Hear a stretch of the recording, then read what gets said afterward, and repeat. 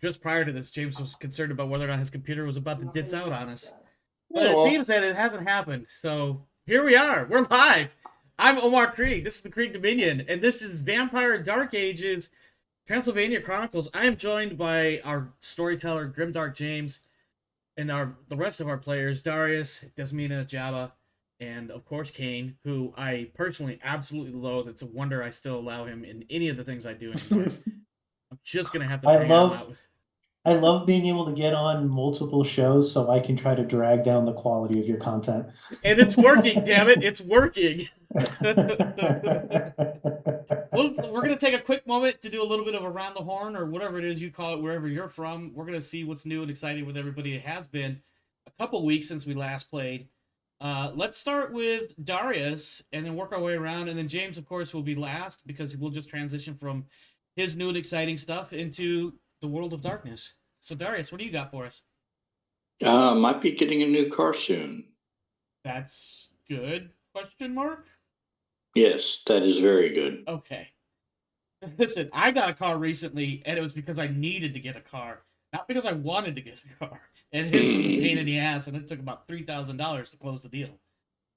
Ooh. Look, I ordered and paid for a car 6 weeks ago, and it still won't arrive until the end of April. So, oh my gosh. Oh, wow. Why so long? Why so long? That seems ridiculous. Wait, anyway, I don't want to... sorry, go ahead. I mean, did you had- factory order it? yeah, it's a factory order. I had to wait for allocation. I ordered a non-factory color, and then it's got to get on a slow boat from Germany to Australia, which stops at about 6 different continents along the way. Oh, A Volkswagen? No, BMW.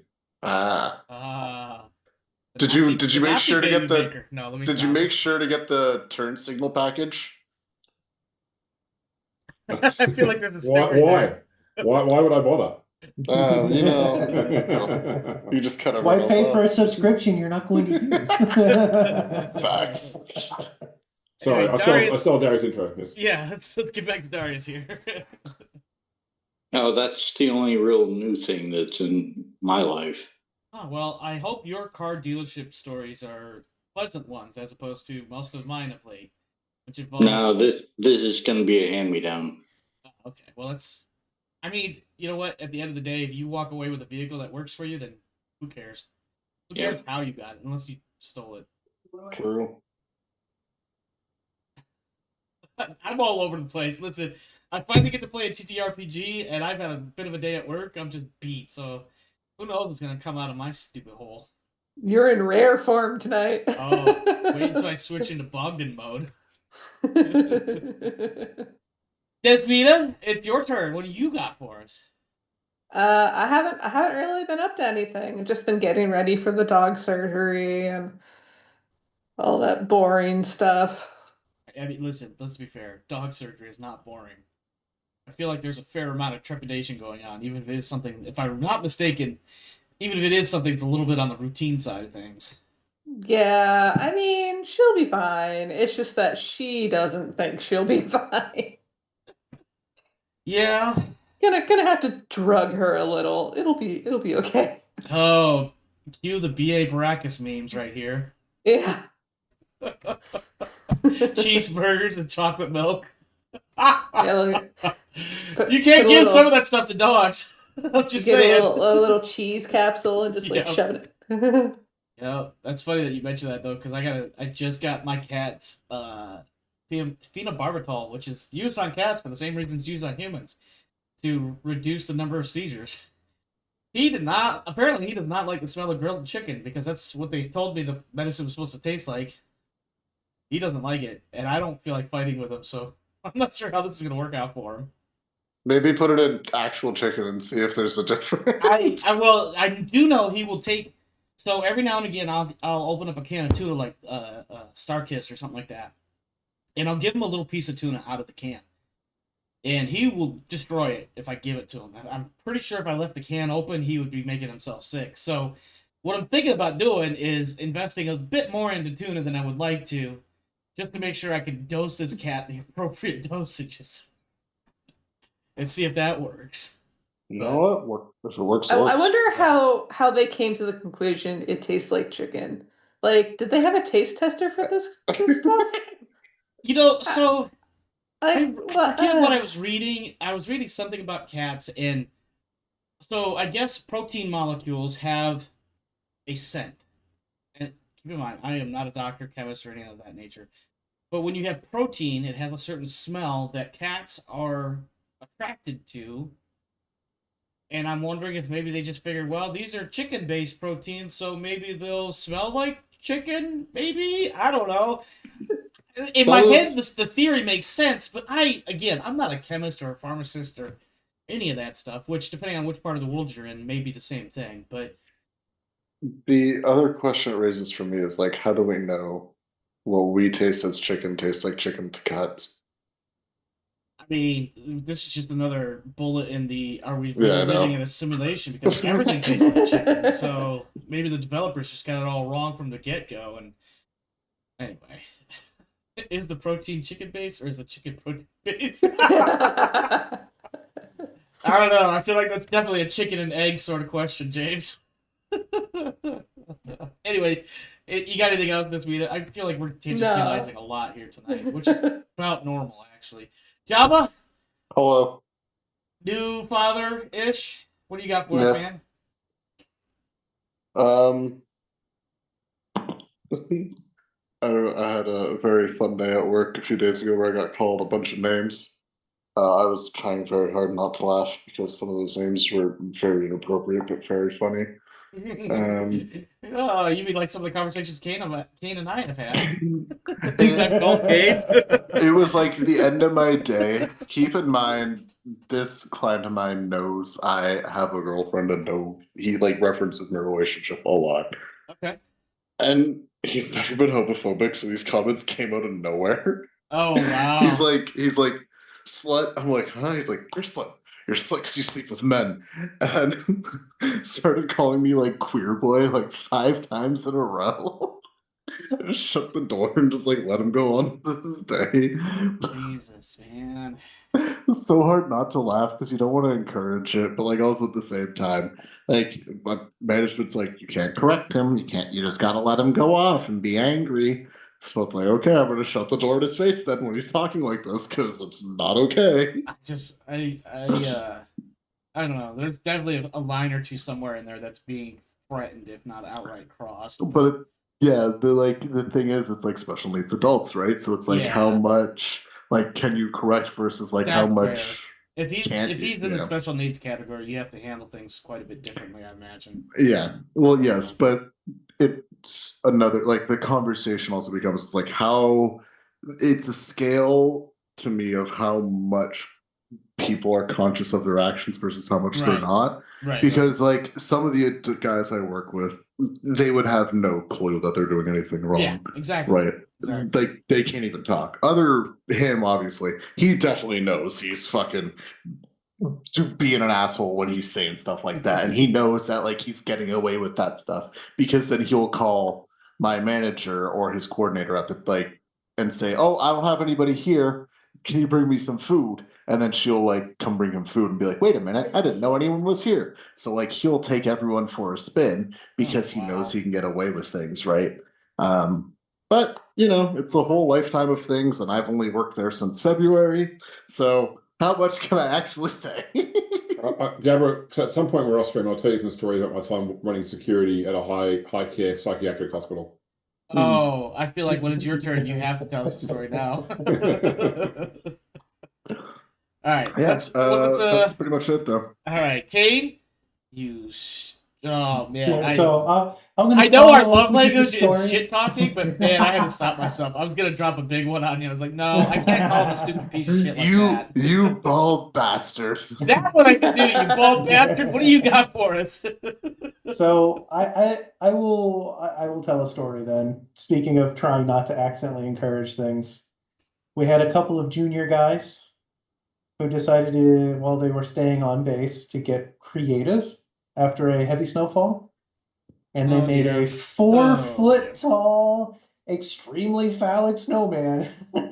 Yup. They went out there with food coloring to make it veiny and everything. Oh my god! Oh wow, that's amazing. Also, yeah, I can definitely see that in the military. Base commander's wife drives by, sees this, decides she's offended, Of course. posts it to the wives' Facebook page in order to generate more outrage at the unacceptable behavior of 19-year-old idiots. And so he gets pulled off. These two guys get pulled off of night shift and get put in my work center so they can be there during the day for all of their, problem processing. We'll just call it. Right. And they're like, "Great, well, you're the NCO that's running that shop that we stuck them in, so you can make them carry big things all day. Here's the paperwork. You have to serve them their paperwork." Which is fine. I don't mind telling people they're stupid, but it was so hard. It was so hard to read that paperwork and not just laugh at how stupid this whole situation was. In that kind of situation, in my Yeah, that's my experience, story. I absolutely hate the fact that she posted it on Facebook. All she had to do was go and complain to one person, presumably her But that's husband. not. But that, I'm sure somebody's going to be upset. But that's not really what most officers' wives do. Let's be real. Someone should have reported that Facebook post. Is it Should appropriate? Right there, you go. See, exposing I mean, all these so- wives to inappropriate things that shouldn't be on a Facebook group. What's she doing driving around the barracks in the first place? Well, it wasn't the barracks; it was base housing. Oh, well, shit. Okay, Wait, hold they on. moved What the- was she doing at base housing? Doesn't she The have her own barracks are area? right next to the barracks are right next to the commissary. You would have seen it there anyways. They just drive around looking for stuff to complain about. No, But I yeah, know. that's my I fun. know. That's my funny trying really hard not to accidentally encourage because of how Yeah. entertained you are by stupid shit. Yeah. That's my intro. I'm done. I can't help it. I think I can't think of any particular moment, but I've definitely sat there and I'd just be like, you know what, Private Dumbass and Specialist Jacktard, here's where you screwed up. I find this shit amusing, but I'm going to tell you right now, I'm the only one. It's further proof when you engineer a process to be foolproof, they just build a bigger fool. Yeah.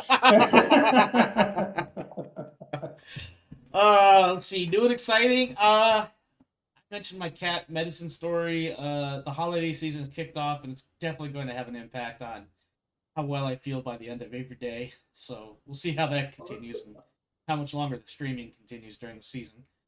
I got to use the infamous words, "'Tis the season," when somebody looked at me and says, "You're out here on a Saturday?" And I just looked right back at them and I said, "'Tis the season." That's it. Just let them figure it out. Yeah, you capitalist, free market sons of bitches are the ones causing me to work 6 days a week for the rest of the year. Thanks, jerks. That said, I should get a half decent paycheck though. So How many packages do you think you could deliver in a day? 150 or more. Is 'Cause that I've like done it is that your average? lately? Yes, and I hate that number's fucking high. Damn. I had a new personal record. So the one metric that I pay attention to as far as determining how fast I'm moving is how many stops I can complete in an hour as an average for the day. And up until the other day, my highest was 24.6 stops per hour that I averaged out for the day. And that was like 110 or 120 stop day kind of thing. The other day I had 110 stops, I think. About 140 packages, and I did 28.6. And I was flying. So what I'm taking away is you only work 5 to 6 hours a day. Yes, that's a way to look at it. Also, James, you're going to go in the cane category.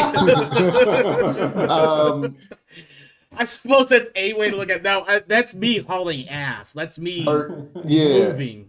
Are you with one of the, you don't have to say which one, but are you with like FedEx, UPS? Yes, I'm with FedEx. Okay. When UPS sucks even more, but they get jumpers. Are you like a residential person, or do you do like residential office, like all those sorts of things? I do. The area I have is predominantly residential. Okay. But there are a handful of businesses that I have to attend to. Do you have, like, when you go and knock on someone's door and you're delivering a package or something, do you have like a maximum amount of time you're allowed to be at that door? Or is it like you knock and then you wait and see if they answer, or do you put the slip on the door, or like? No, so the way I do it, now there's the prescribed way to do it, which is basically, unless you need a signature or something like that, you just leave the package at the front door, knock on the door, and take off.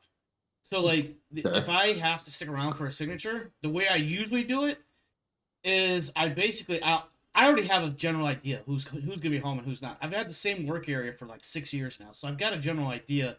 If I go to such and such house on such and such street, they're probably not going to be there. But I've been surprised before, so I'll go up, I'll knock on the door.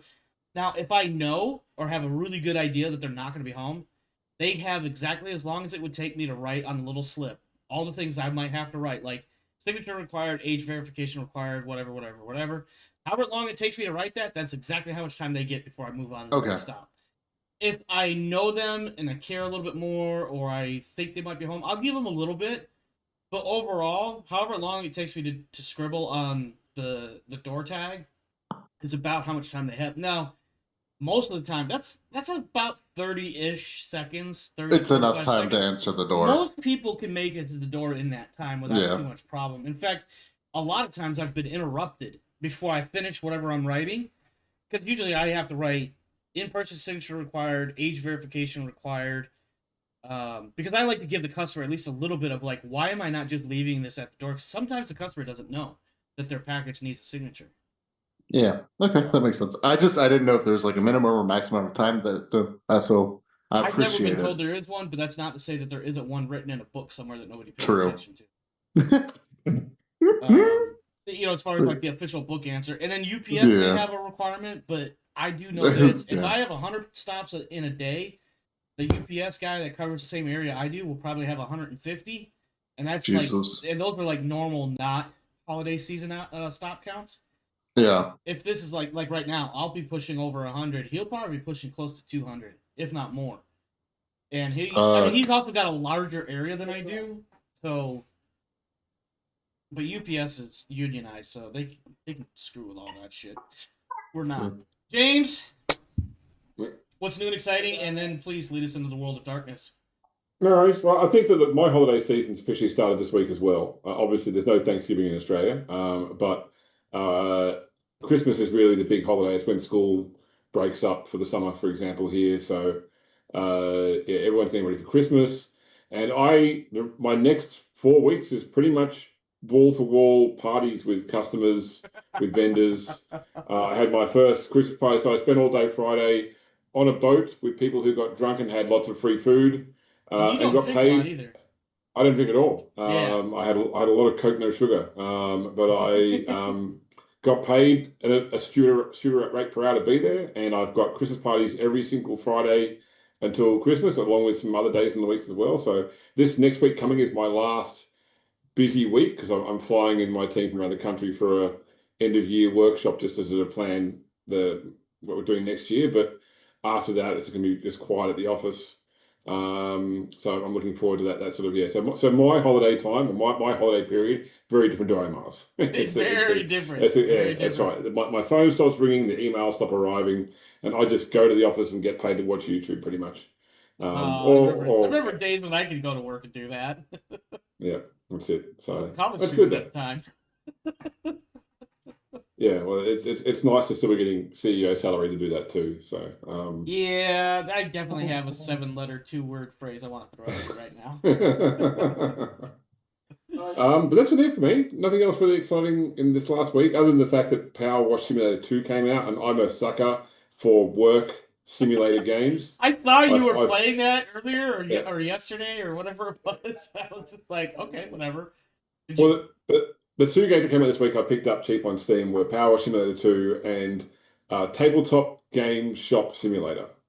So previously there was TCG Card Shop Simulator, which is like, you're selling like it's not Pokemon type card game, but they've now brought out it's not Warhammer type, where you run a shop selling miniatures. And oh my god!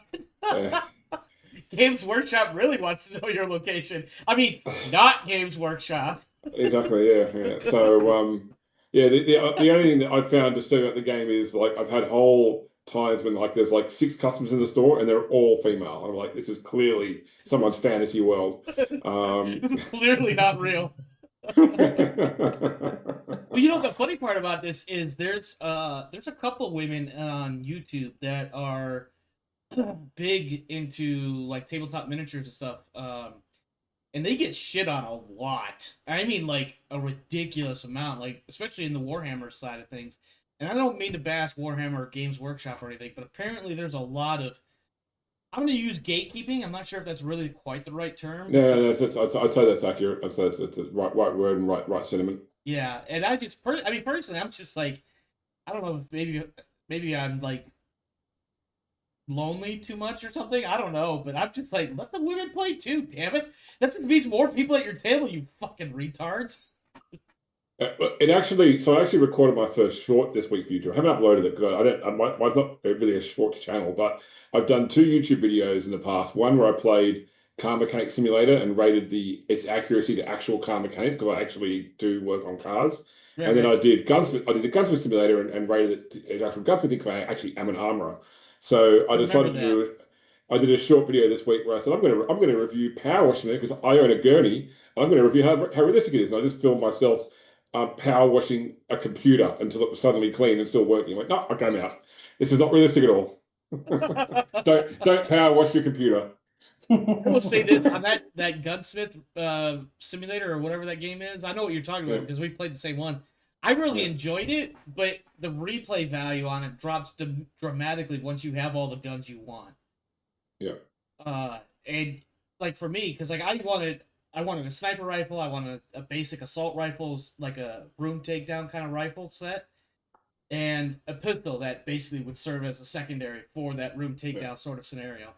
Once I got those 3 all kitted up and everything, I was like, all right, I'm done. I don't know what else to do in this game anymore. You couldn't do the things that real armorers do as well, like file down the sear so you turn a semi-automatic pistol into an automatic pistol, for example. That's... Pretty sure that's illegal. I'm not. Don't quote me. I'm pretty sure that may vary state to state. I'm looking not at Texas. Hey, buddy. All right, let's get into Vampire. I guess as a quick recap from last time, we had gone forward to the actual start of the proper Transylvania Chronicles. You all met outside the gates of Budapest. Excuse me. Went in, saw a slave auction taking place, and actually helped one of the slaves to escape. Noticed another vampire who Bogdan photobombed. And imagine it looks something like this. Hi. You went to Temple Mount where you were accosted by a crazed prophet who set a mob of diseased, torch-wielding people upon you. You met with your sires and a representative of the Eastern Ventru who have asked you to travel to the Tabuda Pass. That's right. Or Tabuda Pass. Yeah, in Eastern Hungary, in the region known as Transylvania, and there to restore a fort to protect against the apparent incoming Mongolian army. And I think that although you could have left Budapest straight away, you decided to stay one more day because you all had things, or one more night, I should say.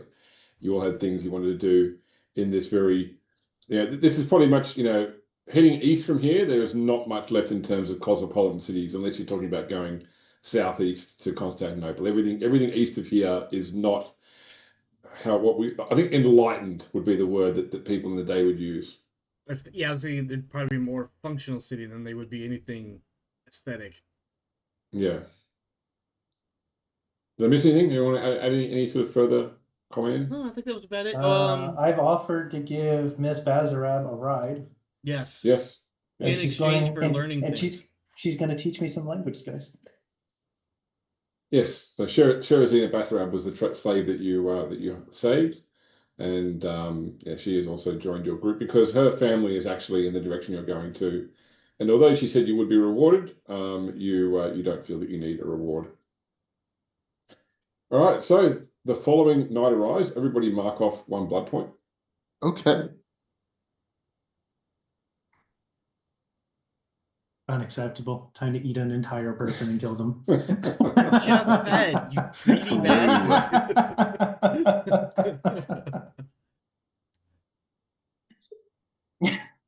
I'm a little peckish. It's fine for murder. Uh-huh. Uh-huh.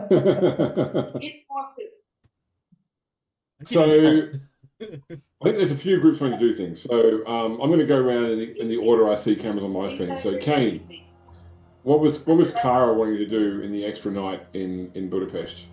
I wanted to take a look at the fortifications in Budapest to Yep. try to get an idea of like what works with the materials that are available. I mean, this place is pretty big, so I figure it's probably fairly well defended. Yeah, Yep. And I don't know anything about battlements down here, so I've got to get some sort of inspiration to know what the hell I'm talking about. Dornan was going with her as well. Okay, no worries. So is it just like a walking tour to examine? Are you trying to question people or try and get access to information, or is it literally just a visual try and work out why do these walls work? I think I think Kara is still pretty conscious of language barrier. So she's probably going to walk through and decide that this crusader probably can answer all of my questions, whether he can or can't. And I'm going to be like, why does that look like that? I'm just going to bother the shit out of my poor traveling Why are companion. there crenellations at the top of that wall? Why does the top of that wall look funny, Dornan? What does that do? I will explain it all in detail for her. And give her like the ins and outs, what he understands, what these are all for. I'm assuming being a crusader and a noble, he has a fairly good understanding of a lot of elements. Yeah. Yeah. And then same thing with shopping. He'll like point out like which materials would be better for which things versus like my. Oh yeah, we got to talk about different kinds of stone. I mean, it is in a mountain pass, so presumably you can quarry whatever stone is required in the area. What kind of chest are we given for this? I think that was mentioned last time. What sort of what, sorry? War chest, like what kind of provisions are we effectively being provided? So they're giving you money. It is a we don't need to find the exact value in terms of what coins. It is enough to hire workers to get started, and buy materials to get started. It's not enough to build an entire fort. The idea would be that you would gain control of the local populace, and you would tax what you need. And at the end of the day, like, you're not paying people for labor. You're giving people jobs so that they are functionally doing things, so to speak. They're working for you because you're the lord of the region, and that's what you command them to do. So the idea would be that you need to make a self-sustaining construction model out of this. They've just given you seed funds to get started, basically. They've given us some capital. Oh, yeah. They also gave us a bunch of guards or whatever to lead us out. Am I right? Yes, on the road. Yeah. For the Yeah. road. So there's like a dozen human guards that are going with you. They're not ghouls, but they are aware of what you are. And then it basically becomes your choice what you want to do during the day. Like the wagons are covered like gypsy style wagons, where if you want them to move in during the day, they can. You can be safely ensconced inside the wagon. Otherwise, you might choose to say we want to be somewhere stopped and off the road during the day. It's up to you. But obviously, the men and the horses will need some time to rest during the travels as well. Right. So going back to Bogdan and Kara walking around. So Dornan. the good thing about Dornan and Kara. The good thing about Budapest is that it's built up over time. So it started with a castle, and there is a castle ward, which is its own ward section, and then the city is spread out beyond there, or cities are spread out beyond there, and have extra walls as well. So you can sort of see how the fortification of the city has been expanded upon over the decades and indeed over the centuries. And one thing I guess you'd pick up on is the fact that the architecture of the walls that surround the fort is quite different from the architecture of the walls that surround the city. Not for any sort of functional purpose, other than the fact that simply a different person designed them and built them. Yeah. But it quickly becomes apparent to both of you that building walls is not simply a matter of stacking stones until they're high enough. That like architecture does actually play a part into not only like the stability of the walls, but the function of the walls beyond just being a barricade. Because in a lot of places in Budapest, like shops are built into the bases of the walls, guard barracks are in the walls as well. So, yeah, it's if you're sure it's not just going to be a case of getting stone and making people stack them. You probably need to try and find somebody to actually design, a castle or a battlement for you. Basically, you need an architect and probably someone familiar with the environment too. And if only this was Pendragon, we could get that guy that betrayed everybody. So, Dornan, Yeah. you've been answering a lot of questions, and I appreciate that. But I think we need to find a wall maker. This is a lot more complicated than I thought this was going to be. I don't know how to do this. Melissa, can I get a paper towel? Just spit up. Anyway, sorry, baby, spit up on me. Yeah, I agree. And I think there is a lot more here than just the two of us can, or just a few of us can handle, rather. Should we also go shopping around for that, or should we leave that to Shiri and Bogdan? Jesus Christ. We could go try to find Shiri and see if Shiri can negotiate a contract with somebody to design our fort. I nod, and then I offer you my arm to kind of just keep strolling through and keep that cover up. How? That car's probably a bit more independent. Well, actually, I don't know. I don't know if people are here, but she's gonna look at your arm funny and then look around to see what the norm is here and try to mask. I don't know. I guess this is primarily a Christian city, so obviously there are couples around, but also there are groups of women walking alone.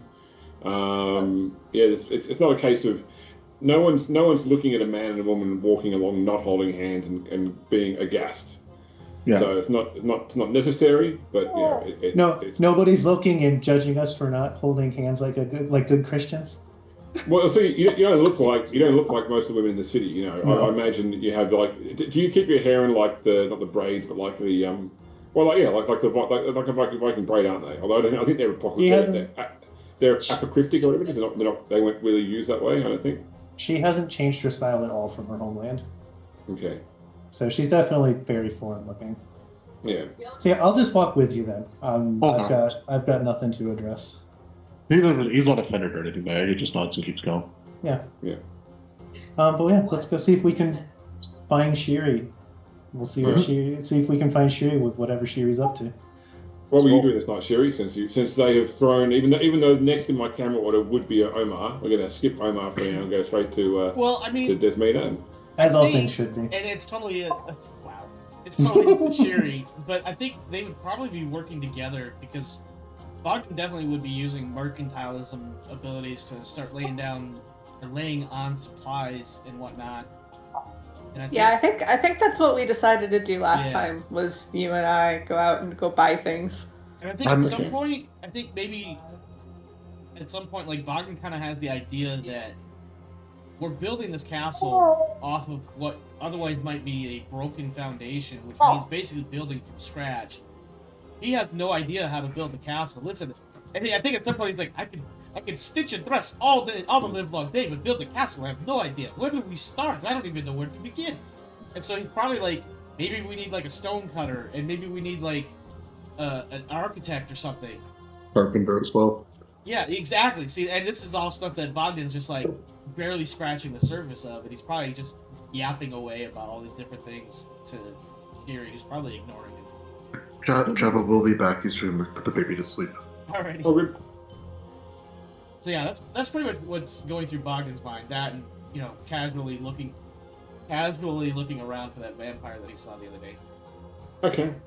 When you say so you're just looking at a visual search to try and spot him. You're not actually asking around or yeah. Saying, no. Okay. Cool. All right. I don't want I want to see him, but I don't want to bring too much attention to him because respect for brothers in the blood. Something. I don't know. What a great name for a movie, Brothers in the Blood. Sorry. So there's a couple of things you guys gleaned during your sort of mercantile dealings. First off, it's a month's travel to where you're going, so you probably don't want to be transporting like stone wood, that sort of stuff with you, you're better off sourcing them there, basically. Right. Likewise, when you start speaking to any sort of architects, designers, they would basically have to live on site to oversee the building. Like the engineer would have to be on site, and nobody that you can find. You haven't got enough money to pay somebody to uproot their lives from the west of Hungary to move all the way to the east of Hungary a month away. So Yeah. like you might have to find someone more local. They don't know the region either. They don't know the Carpathians. They don't know what to expect. So there are certainly some things you can pick up on the way, and largely that might involve just like you buy food for the people that are coming with you. You know, you buy whatever kit you need for the journey, but you pretty quickly glean that you want to source things there. Even if you have things sent from here after you leave, you're still paying for someone to transport it 400 miles. Yeah. And so, I imagine there's like a porter following you guys along who's like pulling along like a barrow, which has the things that you have bought for the journey, which are relevant things. We don't need to worry about the cost, and I trust that you guys are both mercantile enough to do what you need to do to buy and prepare the right things. But We try to get more than what buy more. No, spend less, get more. That's what I was trying to say. all right, but let's say at this point in time, when you're coming out of a shop, you see Kara and Dornan coming. Though Dornan is currently distracted by the rustic architecture and will not participate in this conversation right now. Yeah. Ooh, look at that! He just stares at that. For an hour. Sherry, Kara! I hope I haven't caught you too busy. No. I was walking around with Dornan, and well, yes, I was doing what he's doing right now earlier. The scale of this stonework is beyond anything I'm used to seeing or working with. I have no idea how to make a fort out of stone. I do not either. And we have looked at hiring an architect. But they tell us that, how did they phrase it, Bogdan? That we are not They rich didn't enough. want to move away for so long and then come back later or something. They quite accustomed to the. And I'll wave my arm around as though this is some grand experiment of people in cities. They didn't want to leave their civic environment. They don't want to travel. Yes, that. They do not want to They- travel. I think they are opposed to mud. They recommended that we source someone local. Oh, I don't think that'll be a problem. I'll probably point out that they probably also realised that you're being asked to build a fort to defend against an invading army, and they didn't want to be in the path of an invading army either. Yeah. that's fair. I think that small detail, Boggy totally blanked on. He just did not catch the invading army bit. Yeah. He's So I not think thinking your of DM it as the well, way Omar. Mortal Minds think. Omar, I think your DM too. We already know a local. I don't think it'll be too hard to meet some other locals and maybe find an architect. As we learn their native language, it will be easier and easier. That's good. I'm certainly gonna try.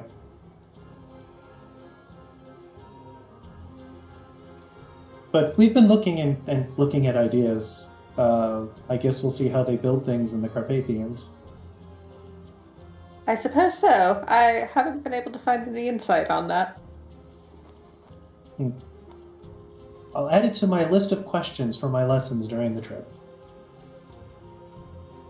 That sounds like a brilliant idea.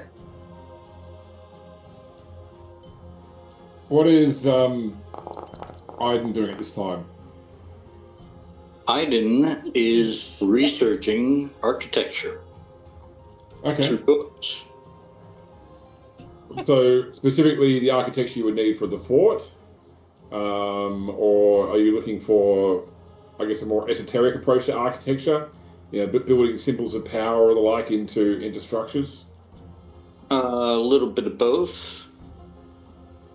Definitely wants to know the latter, but he recognizes that the former is more important for the immediate future. Okay. Go ahead. I would like you to roll a intelligence investigation, please, for this. Does analytical apply? I'd say yes, it will. Difficulty? Difficulty 7.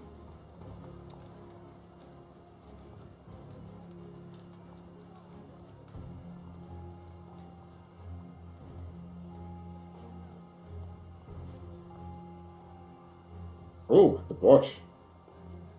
What? It's a bottle. It's a botch, Oh. no successes and ones, yeah. Oh, it's a tough one. Okay, so, Wow. yeah, That's unfortunate. it is. Especially right after my roll, then. Oof. All right, so you actually find some because you're obviously researching the region too to match the architecture and the needs of the area, and you actually find some historical references to this particular fort, the one that that you're building upon the foundations of, Okay. and there is certainly, you would say, a cult significance to its location. It like the idea that it centers on the convergence of ley lines or mystic paths. And let's face it, most architecture does, because paths are built around crossroads. Crossroads is where you build structures. It's a natural way to get from the east to the west and vice versa. So it makes sense that both things happen there. But there is, I would say, a glut of information to indicate that there is something mystical about the site that you're looking into, and so therefore, the right architecture could exploit that. Could certainly, like, if you wanted to try and channel that energy into something, the use of the right architecture would deliver that for you. Okay. That was a botch, so everything James just told you was a bold-faced lie. Well, it depends on how you look at botches. So, I just want to have an insane comment for a moment. It's not the information I was looking for. Yeah. For sure. But certainly, I think that once you started to pick up that there was relevance to the space you're actually looking at, that probably took you down an investigation rabbit hole. Yep. Yeah. Yep. He found the YouTube channel. There's I did staying there next to a board with the map of Europe with pins in and all the lines crossing and pointing I've solved it. Meanwhile, you just needed somebody to build a fort. What are you talking about? Lead lines? What is even the blue string about? Oh, don't pay attention to the blue string. That's for me. That little guy, don't worry about that little guy. I ran out of red string, what can I say? Man, let me tell you, if you're trying to color code a conspiracy board and you run out of one color, it is catastrophic, my friends. Don't ask me how I know that's this. it. Yeah, oh yeah. Hey, the amount of times I've been doing installations at places that want different coloured Cat 5 cable depending on certain things, we run out of one. And it's well, we need more pink, but we haven't got any pink, so what do? Don't run red, because red is something else entirely. Yep. Bogdan, Yes. so you, while you and the others are sort of having this conversation, you do in fact spot the man that you saw the previous night walking nearby. Not certainly he's not going to cross your path. He's not coming towards you, but he is going across your field of vision in the distance. I won't even say excuse me, as I imagine that they're in a deep conversation of something that doesn't have nearly as much interest to me at that particular moment. And I'm going to wander over towards this guy, and first I want to read his aura, or attempt to again. Okay. And I don't remember what I needed to do that. If you open up your sheet, you should be able to see if you... it has the disciplines in here. Yeah. Perception, empathy, difficulty 8. Read the soul. You said difficulty. Yep, difficulty of 8. Yeah. That is 1. 0 success. No success because of the bad 1 that rolled up in there. Yeah, Damn it. but not a botch. Is there a way to use willpower on that to change? Before you roll the dice, you can spend willpower to guarantee add 1 success, but you can't do it after the fact. Okay, and it doesn't do a willpower equals reroll sort of thing. No. Not in this game. Got it. Okay. I guess I just see a bunch of weird wavy lines that don't really make sense to me yet. I think once again, you're in a crowd, and you're trying to sort through, trying to sort one aura out of the mess is just not working for you. Other than so obviously the Auspex isn't helping me. Is there anything in his demeanor? Has he noticed me at all yet? I would like you to roll, wits and empathy. Wits, empathy. And there it is. Give you 6.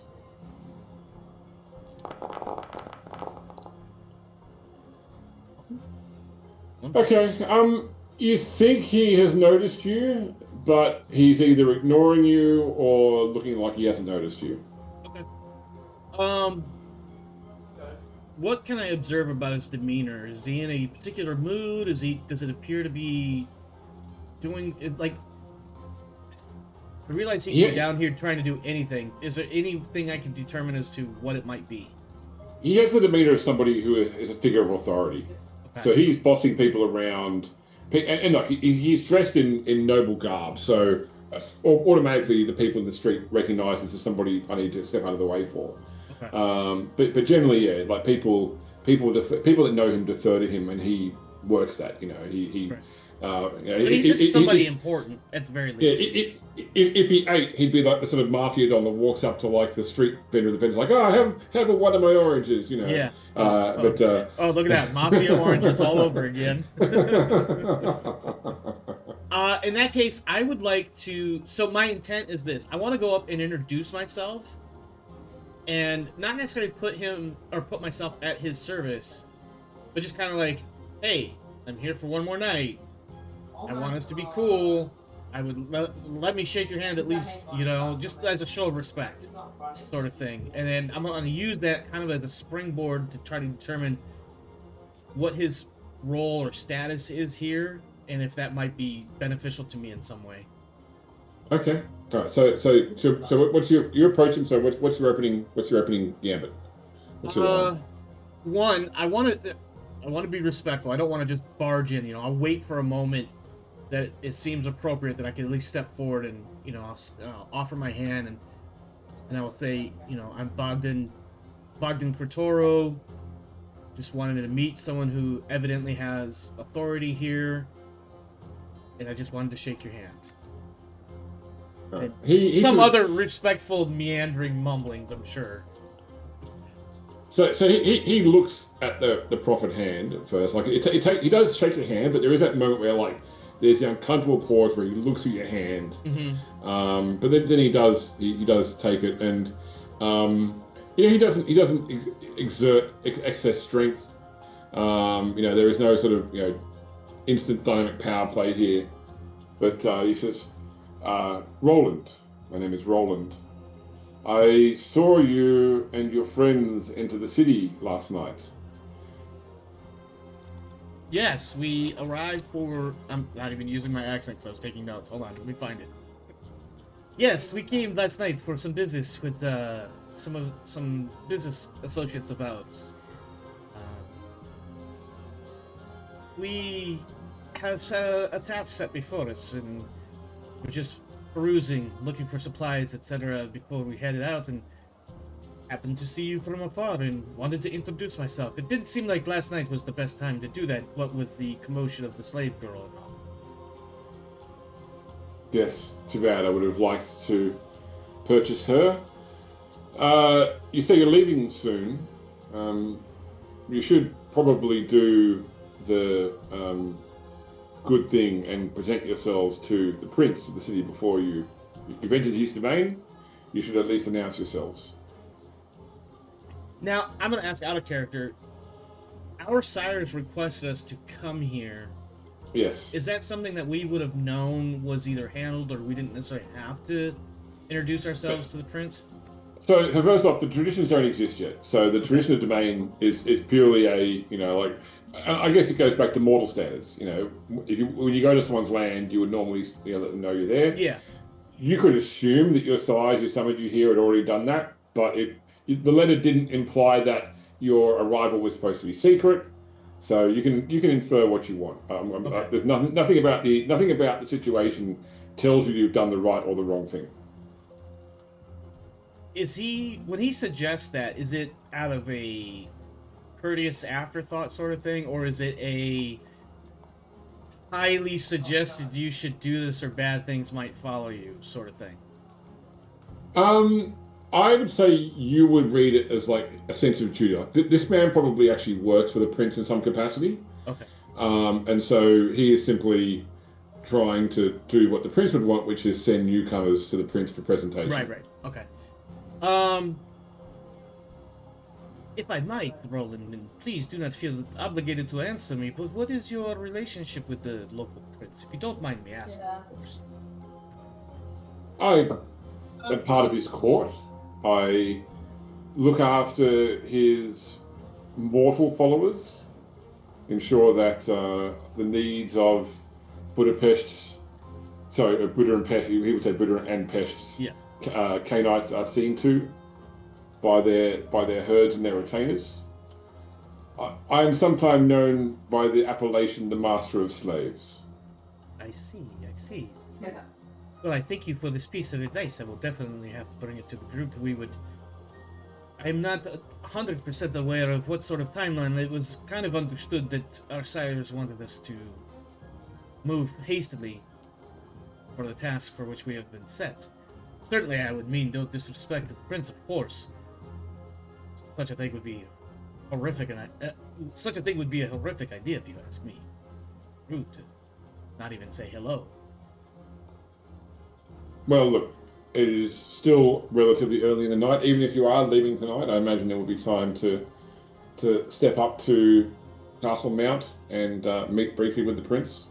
Indeed, it does not seem like such a bad idea. We'll have to see how the timing of things. Forgive, I don't want to jaw-jack, as they say here. I wanted to make your acquaintance, and I appreciate your time. Surely you have many other things to get after tonight. Give me one more wits empathy roll, please. Wits No, empathy. Now you're up in his grill. Difficulty 6. Difficulty 6? Yeah. Nice. Nice. Yeah, you're getting a fair degree of suspicion from this guy. Like, it's not that he doesn't like you, he doesn't trust you. And I think Bogdan's so used to that feeling. The question is does Bogdan recognize that because he's so used to everybody else throwing it at him? Oh, you got 3 senses. There is definitely something unspoken here. There is definitely a concern or something hanging over that this relationship that he's not expressing. Yeah. But he harumphs and turns to continue on his way. Yeah. I'm just gonna make note that I may have made an enemy. No, it's not that. Not that you made an enemy. He knows something you don't know, and it's put him on edge. Okay. In that case, I will return to the rest of the group, or the other 2 at least, 3, whatever it is. Yeah, 3, and just kind of hover in the background. I don't want to interject right away. Bogdan has some high levels of energy, and he's trying to keep it under control right now because he's focused.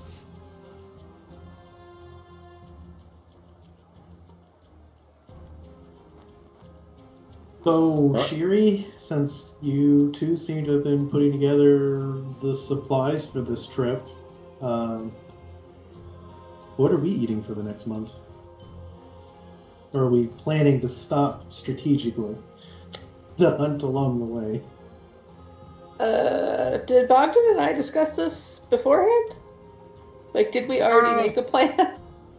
I mean, we could probably argue that we've mentioned at some point that, at the very least, a consideration for strategic stoppages so that we can feed every couple of nights at a minimum. I don't imagine we would need to... like, me personally, I'm not fully understanding all the game mechanics. I don't think we need to eat every night unless we do really crazy things with our blood. But like having a stop every few nights minimum would probably be the safest course of action as far as our hunger goes. I mean, obviously that part you guys, everybody else can weigh in on. But I feel like if we don't, at a minimum, we want to stop every few days at least, where we can definitely feed on people. I'm trusting the merchants to come up with the answer to that question. Yeah, I'm not going. I was speaking more out of character when I said that, but that's fine. I am also saying that out of character. That's fine. That's fine. So, just for the record, with 10 guards, you could actually sustain yourselves off just the guards, because the 5 of you would have 1 blood from 5 guards each night, and the next night you do the other 5 guards, and the first 5 guards would generate their blood point. So as humans regenerate 1 blood point per night. Okay. So it would be possible to sustain this, unless you start spending blood on things. If it was just traveling without doing discipline, you could sustain yourselves on just the guards when you travel. Yeah, so I think Bogdan would have mentioned something to that effect, along with, stopping every couple of nights just to make sure, or just to top off, as it were. He wouldn't use that term, obviously. That's a bit more modern than the 1100s. I mean, we should probably do the strategic stops every couple nights just to top off on our actual supplies. Yeah, or that way we're not carrying. Or the mortals to make sure they have full water cans, or not cans, but full water bags and whatnot. You don't want to try and carry a month's worth of water for 12 people or 10 people. Yeah, that's a lot. That is a lot of fucking water, believe it or not. You'd be surprised how much water that is. Because I think the average person goes through a few gallons a day, minimum, for bathing and drinking and whatnot. Cooking. So. But yeah. Otherwise, unless I don't want to interrupt anything that you guys might want to discuss, because otherwise Bogdan will bring up the prince. No, I just dropped that as a you walked into a conversation question. Yeah. Shiri will go into like the advantages of stopping at strategic places so that we don't have to carry all our goods with us. Because the guards do require a large amount of supply. And we require the guards. We need them to be healthy. Okay. So the other night, last night, when we helped the slave girl, whatever her name was that I never caught because I wasn't there when you had the conversation with her. That was totally. You don't even know. We don't. You don't even know we had that conversation. I know. At any rate, that other vampire, I just found him. He's already gone again. Oh well. Regardless, his name is Roland. He is a member of the court of the local prince, and it was suggested that perhaps before we leave, it would be proper even, to introduce ourselves to the local prince. I would certainly hate to have a prince on our bad side. Is that an actual custom, or is that just It is my understanding one that kindred's personal desire? It is my understanding that it's not a set in stone, thou shalt not sort of thing, but certainly it wouldn't hurt to show some grace before the prince. We are going to be neighbors of a sort. Is this? You said this is essentially down the road for you. Is this a normal practice? Damn down the road comment is. I mean, where you come from? Is this a normally expected It is a matter thing? of hospitality. Where is that crusader? He would know this. There's a term for the knights use this word. I cannot remember. Maybe it is hospitality. Okay. But yes, when in one's lands, usually one presents themselves in order to prevent any misunderstandings. But again, like I said, it's not like it's a hard-coded tradition or anything. It's not like it's the first tradition that... Jesus, I'm about to break the wall again. Well, I understand it's not law, but if it is good manners for this region, then okay. Yes, right. No, that's not it. Don't think that's it either. I'll think of the word eventually, or he will say. Do you even know where to go for this? The prince? Yeah, we go up to the castle mount, right over there, and I'll point generically off towards the higher parts of town.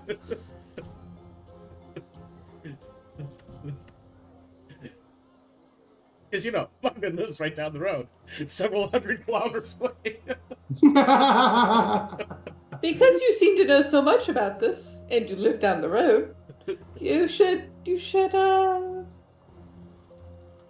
see what you can do to arrange this meeting for us. Good luck, dude! I think Bogdan stumbles and stalls just a tiny bit, just like I just did. And he's like, sure, yeah, no problem. And he starts looking around for Roland again, who's probably already moved on to other things. I mean, look, I would say that he probably gave you just details of where in Temple Mount to go to. Okay. Yeah. Yeah, in that case, yeah. So I'll just kind of like wander off for a moment or two, and then I'll come back, and I'll just be like, yeah, we could probably just walk in, something along those lines. No appointment needed. Walk-ins welcome. I'm pretty sure they decided my plan. All right. I'll But, go with you and wait. sorry? I'll go with and wait. Yeah. If we're gonna, as a group do it, we should probably pick up Aiden from wherever he is. I have no idea where Aiden is. I don't know either. Did you not say something I mean- about a library? I wasn't listening. Maybe? I don't know. Aiden doesn't talk to me. I'm sure whatever it is, Aiden thinks it needs to get done. That's a question for you, Darius. Does Aiden say where he's going before he goes, or? Yes. Okay. So yeah, so Bogdan But literally then says. again, but then again, there are many libraries in the city. Yeah, exactly. So Bogdan's like, I think he said something about the I don't know. I wasn't really listening. I think he said library. I don't know. I wasn't listening. I was too busy. You're like thinking a about teenager. money. Where are you going? Out. When will you be back? Later. Yep. Well, then I'm sure you can make Aiden's introduction. Don't know if that works, but we could certainly mention that there was another member of our party that wasn't with us at the time. We'll see how that lands. Or maybe Just not so- well. Just say that Aiden is busy working on a task for our mission here to make sure that we can leave, and we didn't want to be rude. So everybody that could come dropped what they were doing to come. Hey, Ma, just roll 1d10. On a 7 to 10, you pass Aiden on the way to Castle Mount.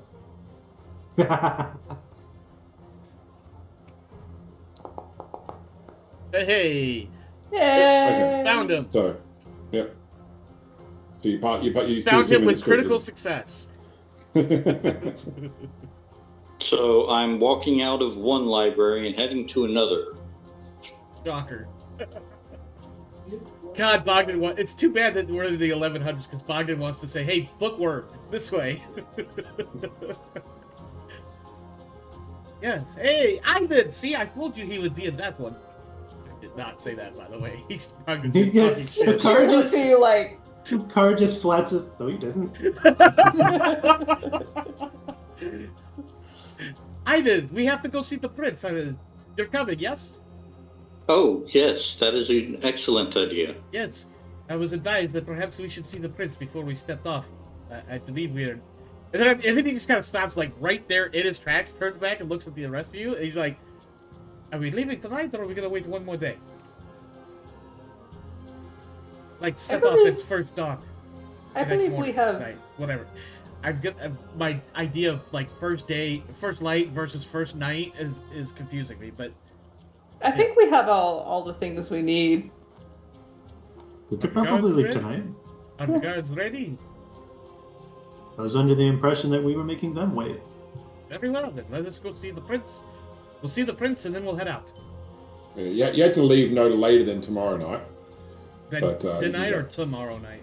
Is this As in, yeah, if you can spend one more day in One bed, more day, like okay. one more sleep, and then leave the following night, or one you more can sleep? do it. Yes, James, I'm right there with you. I used to count sleeps too. Yeah. 27 sleeps until I get to go home.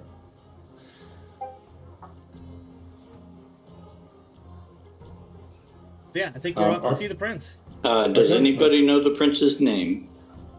Kara just shrugs. No. I'm gonna ask that I get like some sort of politics roll just to see if maybe I would know it offhandedly, because I live in Bogdan, this... you're from down the road. Do you know? down the road. That's the only justification I have for asking for to be able to make I mean, this we're roll. about to travel a month away, so we need to use the shit out of that right now. So, yeah, we can do a roll. Okay. The roll is going to be, it will be intelligence and politics.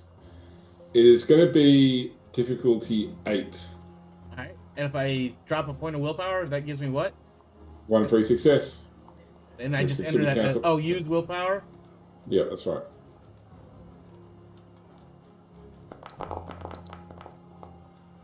One success. Well, you got Oh, 4 no. successes. Yeah, 4. The- I the used indicator difficulty is- 6. I Yeah, so didn't change it to take 8. So I got two 1 successes. 8, and then the free success. So that's 2. So that's 2. Yeah. Okay. So you have heard rumors that the prince of the city has recently changed. That you know it's been true. But you think you've heard that the old prince went into hiding or vanished and was replaced by his own child. But you don't know enough to know the name of either the original prince or the child that's taken over.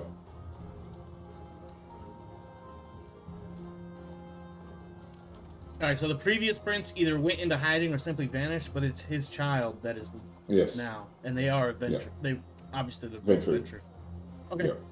I think Bogdan's just like, I'm not sure what his name is. It's the child of the former prince, but it's kind of a story. Actually, it's not really a story. He just disappeared.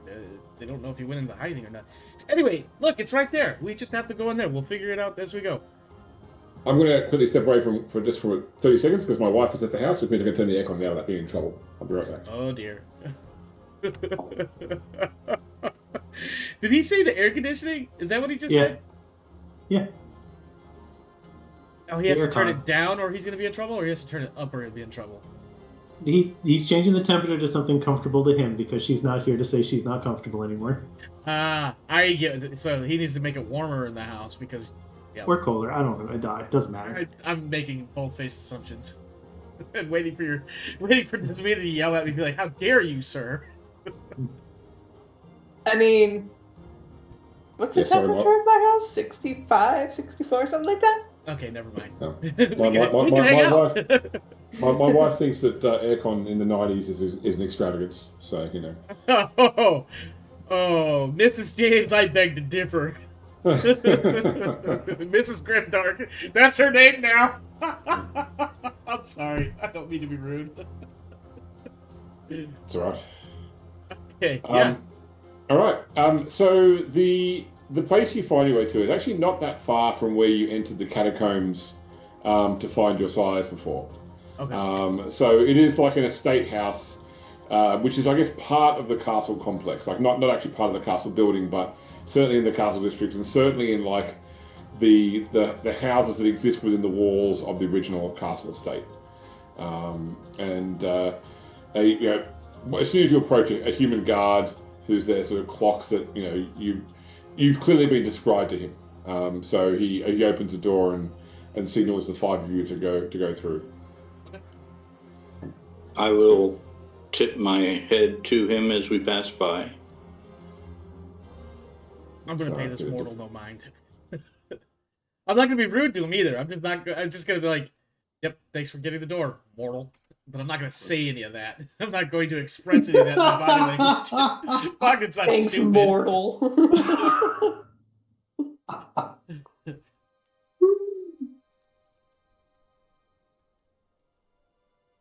One of my books. And then as we enter, is Roland around or is he still out doing things? He's not there that you see. Okay. So you sort of walk through. You're directed through this estate towards a meeting hall. Okay. When you see a man, he looks to be in his mid-20s. Relatively handsome, sort of shoulder length, blondie brown hair. In fact, I'll even show you a picture because I can. Just gonna say, do we get a picture? Yeah, there we go. And you'll have to add him to the wiki. Yes. Yeah, a lot of the I've actually added a lot of the characters to the wiki and just hidden them, so I can just turn them to be visible when you meet them. Yeah, too. All right, so this is the Yeah. prince, I assume. Assume what you like. I can't control your assumptions. That's fair. You haven't Yeah. introduced him as What the did prince. what did you say about this character? Nothing yet. Nothing yet. You've just seen him in the room that you've walked into. Okay. Which is and he is like sitting in like not a throne, but at least certainly like a chair that is set up to give an audience as such. Like you're sort of standing before his chair. And as you walk in, he stands up and he comes over. Greetings, welcome to Buddha, to my estates here. I heard that you are new Canaanites in my cities. He does the sort of the both hands out, takes your hand, and does but not the double-handed shake where he grabs your wrist, more just sort of like the sandwiches your hands in his hand or your hand in his hands. I will return the gesture. Yeah, and he just does like a little bow as well as he sort of greets each of you. Kara looks confused and tries to meet in kind. It's just there's the obvious slow of like, what are we doing? Okay, you're doing that. Should I do that? Should I do that too? Like it's super awkward. You're gonna hear Bogdan out of the corner of his mouth. Just take his hand and bow. Because Bogdan will bow and intentionally go a little bit lower than the prince's bow. Yep. Jerry will be respectful. I don't think Kara picks up on that. Prince Vencel Ricard, Prince of Pesht and Buda. I welcome you to my court. Well, it's not the court, so to speak, but please come in. I didn't know I was arranging for guests, and so therefore I didn't organise for refreshments. Your hospitality is quite welcome, and as some have said in the past, the thought is what counts. Your refreshments, truthfully, we have imposed, but we wanted to pay our respects before we left for our task that our sires have set before us. Your sires, these are the other Canaanites who are in town and have been spending time in the catacombs, yes? I would not be so bold as to speak as to what my sire has been up to, my prince, and I beg your forgiveness. It's just that Roland told me that last night the five of you visited the catacombs beneath the castle estates, and I assumed since you had just arrived and otherwise spent your time in a house that you must have met your sires there.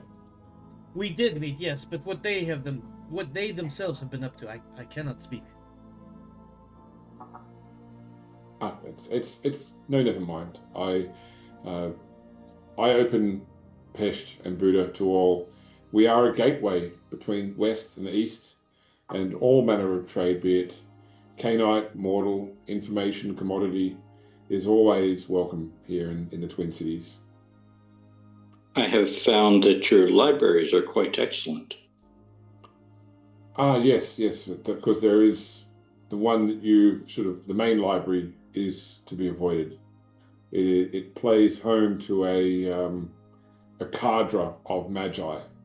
Although we have an uneasy alliance, more of a nil hostility agreement. The Canaanites of Pesht and Buda do not intrude upon their domains in the main library. Oh. I think when Bogdan hears that, he just kind of glances at Aiden and tries very hard to not make it obvious that he's... Well, I do apologize, but I did spend about an hour in there. Well, I haven't had any direct declarations of hostilities from the Magi, so I will assume that they realized that you were both new and unknowing. I would hope so. Is there anything, and of course you're not by any means compelled to, but would you like to tell me anything about what it is what this task is just like? Perhaps there is something that, if it involves the lands of our cities, then perhaps we could be of some assistance. It's a ways to the northeast from here. What's the possible? Trying to think. Because Kara is Kara. Kara's gonna open her stupid mouth, isn't she? Yeah, probably. She's like, we're building a fortress in the Carpathians. Oh, Something to do with an invasion, maybe? oh, I had heard that there were troubles in the east in Asia Minor. Hopefully your fort is not required, but I imagine still that you will have an opportunity to regulate some trade through there then, yes? Oh, Of yes. course. And with luck, we can perhaps negotiate favorable trade deals between our two ports. Yes, I well, don't know if port would be the word he would use, but I think we all understand where he's going with this. yeah. I mean, if you're traveling to the Carpathians, then I imagine the closest major cities would either be us or Krakow, and I would hope that you would remember where your journey began. And, Of course, my prince. A good merchant would utilize all assets and resources, but certainly homage is always prevalent. Of course. Bogdan is absolutely laying down his, oh god, what would the kids call it? His merchant riz. I see that look, Kane. Even Kane's like, wow, you're so I love full everything of shit. about this dynamic, right? Like, you're over here trying to butter things up and keep things low-key and mysterious, and Kara's just confused. Is like, we're going to go build a fort. It's nice to meet you. We're going to build a fort. You want to go in? And later, we're going to do karate in the garage.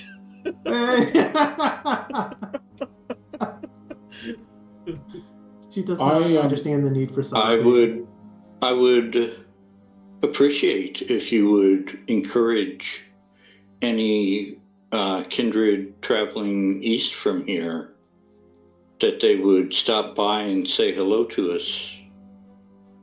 Bogdan, once again, is very solidly trying not to do this, but that's exactly what he ends up doing, I think, at that point. He's like, we don't need more foot traffic in our little area. But he doesn't say anything, of course. I would happily send more kindred your way. I would caution you, though, that there is tension between the Eastern Ventru and the Tzimisce clans of Transylvania. Many Canaanites avoid the region specifically to avoid getting drawn into a blood conflict. On top of that, the Tremere have claimed large swathes of the area as well. Tremere? The usurpers are something of a blight upon Transylvania and its environs. Can I get an occult roll to see how much I know about the Tremere? Sure. So intelligence occult, I'd say at this point difficulty 6. I'm wondering if I don't have any occult, but what I know about the Tremere... Analytical? Sorry. Yep. I had heard about tensions between the Eastern Ventru and the Tzimisce. Warning is probably a... I heard a warning. Warning's probably a better word. I'm sorry. I'm still practicing my German. I didn't know that the usurpers were there, though. The video you sent me. Thank you for the information. So what you would know with 5 successes is that Kyrus, the head chantry of the Tremere, is just outside Vienna. And so because they're not so welcome west of that point, a lot of Tremere have established their demences to the east of Vienna, into Hungary, into Poland, Volhynia. And there are a number of chantries in the area. Probably the most notable Tremere agent in this area is Etrius, and he's one of the senior Tremere of Kyrus.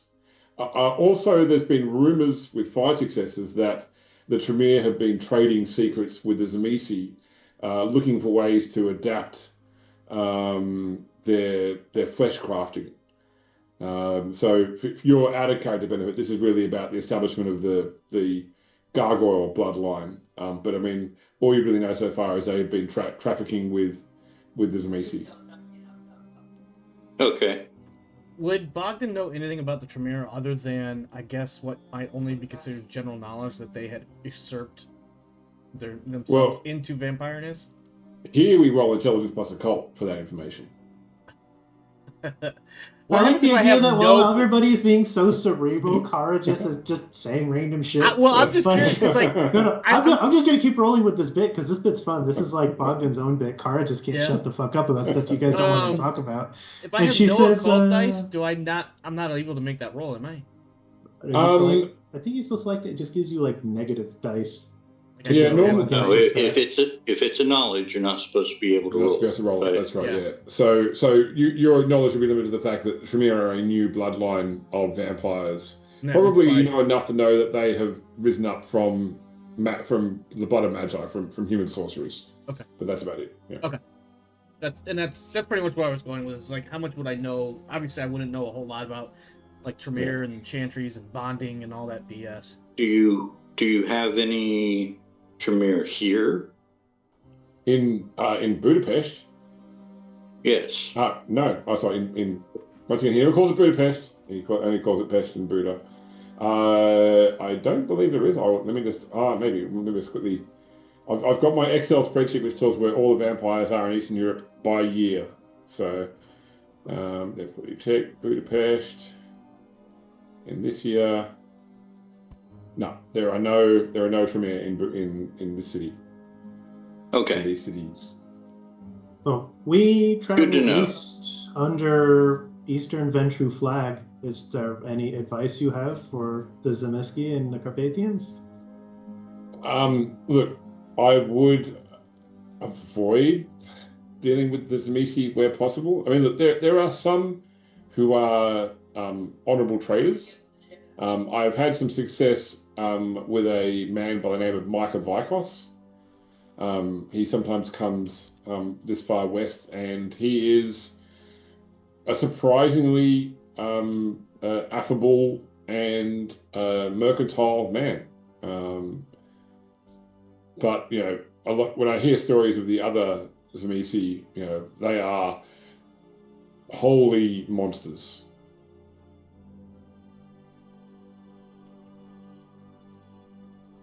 If we were to encounter Micah, we would not be stepping on any toes, as it were, if we were to establish any dealings with him, would you say? No, I think he is. I said, if you have to have dealings with a Zamisi, he is the only Zamisi I would seek dealings with. Very well. And very Good to good. know. Otherwise, avoid the Simichi as though they were the plague, because, as I hear, Look, they are the plague. if you're going to Transylvania, you're going into their lands, and you know you'll only be able to avoid them for so long. And Well, also, the border of Transylvania, anyway. yes, and I should note as well that many of the cities in that region, the Siebenbergen, they are. Although many of them have non-Zamisi Canaanites, many have sworn some sort of allegiance to the Zamisi in exchange for freedom to live in their lands, especially among the Gangrel. Trying hard not to look at Kara when he says gangrel. He just looks at Kara like, okay. As we continue the bit of making Bogdan's life harder. Of course, of course. Yeah. Back to the subject of the libraries. Yes. Is there any commerce that you do involving books? I mean, so me, no, I tend to deal in more conventional commodities, livestock, materials, etc. Imagine there are some in these cities of the Ravnos who may be interested in the exchange of information, of knowledge, among the Ravenos, you say? Yes. Interesting. A Romani here by the name of Vasily Tautos. He is their clan is not always forthcoming when it comes to matters of domain, but he is like Micah, a trader, and he values knowledge and information. Certainly.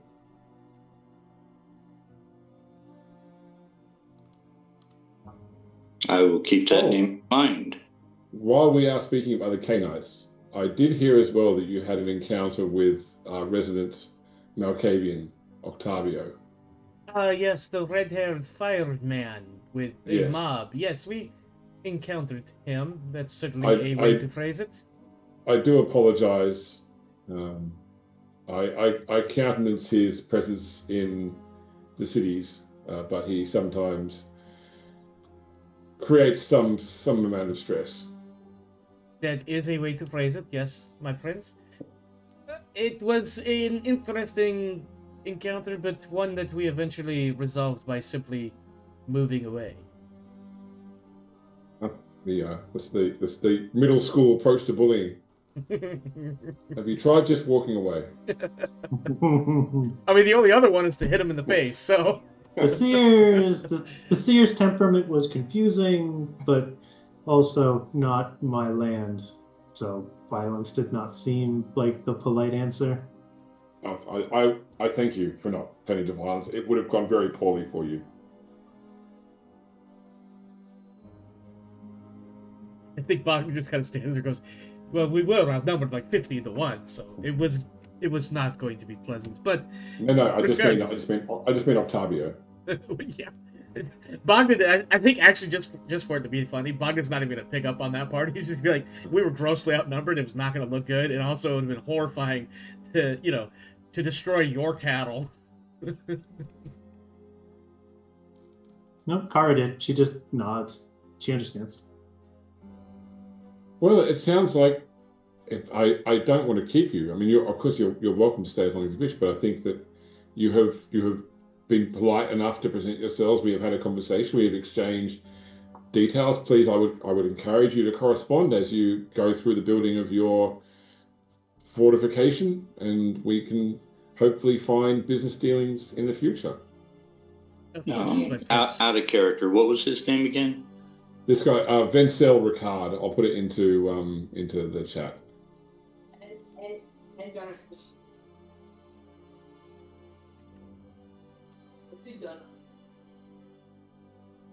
Signature. Let me see. Was there anything else? You have been a very generous ruler. Your attitude will not be forgotten. Yes, my friends, we do greatly appreciate your time and look forward to much correspondence and interaction in the future. Good. Oh, and one last thing, if so, just have one moment. If you are speaking with your sires in the future, tell them to stay out of the catacombs. Bogdan's not laughing. Just to be clear, I think Bogdan's kind of like, ooh. Maybe we avoided a landmine there. Shiri does whatever the equivalent of cool beans. Of course, my prince. Certainly, we will convey this to them at earliest convenience. For their sake. Thank you. It's much appreciated. In fact, I think Bogdan is his first opportunity to write out a piece of paper. He's like, "Hey, the prince said stay out of the catacombs. Maybe do something about that. I don't know, and leave it in some sort of Dropbox or something for what's her face, Calithia or whatever her name was." Yeah. So to be clear, he was one step above activating Dread Gaze. But yeah, it was like he was channeling it, not actually using it. All right, and you return to the city. Yep. Right. We're dragging Dornan along with us. You know. Yes. What were the other names that were mentioned? There was a Tremere. Okay, so I'll put some notes into. Edrius was the Tremere agent. I don't know how it's spelled, of course. I think at this point we're ready to rustle up our caravan and go. No, there was another Tremere mentioned. Um, The agent in the region we're heading to. That was I, Etru's, I thought. I mentioned it. Akiris was the chantry, which I put into Yeah. And this is the Ravnos. Oh, it was a Ravnos. Okay. Oh, that was There we Mike something or other. Nope. No, that was the Tzimis. Yep. Vasily Taltos is the There. Yes, and anybody who knows Vampire knows who Michael Vikos is. Yep. What? All right. Vasily, I what think is it's- it? What's the? They're not gypsies. I'm sorry. I can't. Ravnos. That's it. Yes. Yeah. Ravnos, the wrong. Yeah. Yeah. I think it's time to rustle up our caravan. And, I would like to meet Ready to with the captain of the guard. Let me rephrase that. Of our the leader of our contingent. oh, okay. I was like, Captain. Yeah, what are no. you doing? As soon as I said, it, I was like, no, I don't mean the city's captain of the guard. I mean the guy that's in charge of the mortals. Alright. But yes, I would like to speak with him briefly before setting off. Ideally, kind of off to the side. Once they're pulling things out and hitching things up, I'll head off to go pick up the extra passenger. So I want to wait until we're like hitching things up and we're imminently leaving, so that she doesn't have to hang around to quite as exposed for quite as long before we roll out. Yeah. All right. So you go to see. And I imagine what happens is that like the guards have been given the order to begin packing to go, and so this man is sort of overseeing what's happening at the caravan when you approach him. He's a taller man, probably mid-40s. He's gone sort of bald on top, but he still has a beard and quite a thick moustache. Slightly darker Hungarian skin. Lots of scars. This is a man who has fought in many battles, although he doesn't wear the armor of a crusader. It's more sort of the mismatched piecemeal of a mercenary. Gotcha. Yeah. I'm going to approach him, and I'm just gonna lock eyes with him. And I'm not gonna full on dread gaze or whatever, but I'm gonna just give him the look, and I'm gonna be like, "Who's in charge here?" Ooh, that came out more Russian sounding than Eastern, but So aggressive. yeah, there's a reason why he's doing that, though. Gonna say mortal at the end, like The way I have been instructed, you are, sir. Excellent answer, and remember, it is me, not the others. Me. Shiri walks by and laughs. No, he's doing this away from you guys. Stop it! You're ruining my moment.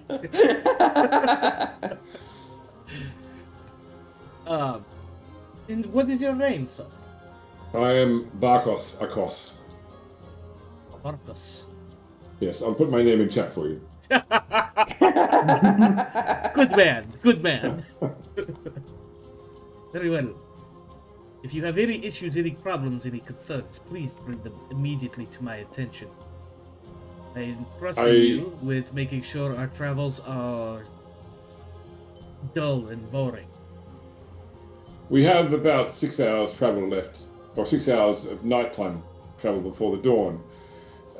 We will not reach another village in that time.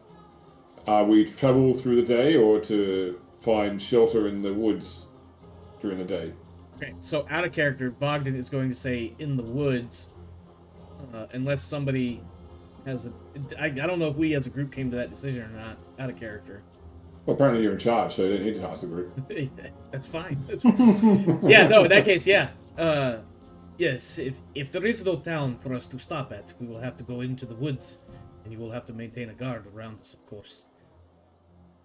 Also, I would wonder if you might be willing to spend an hour or two a night in this, yes, obviously he would say in the night, not during the day, an hour or two in the art of swordplay. With whom? With me. I would like to learn to be better with the sword. I am presently.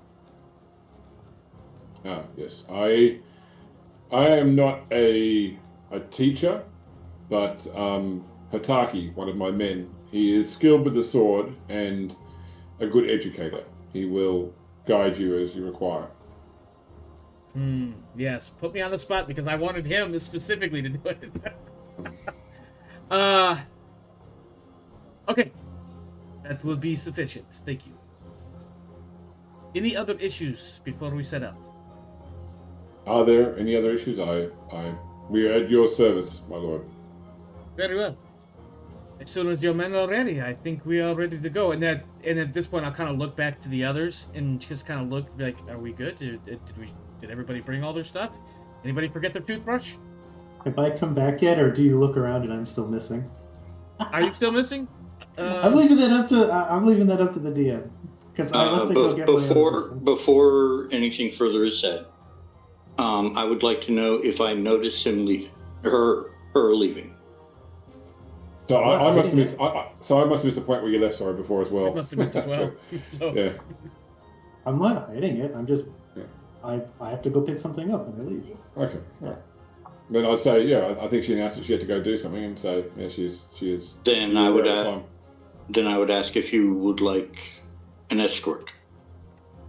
No, I'm good. I thank you for the offer. Okay.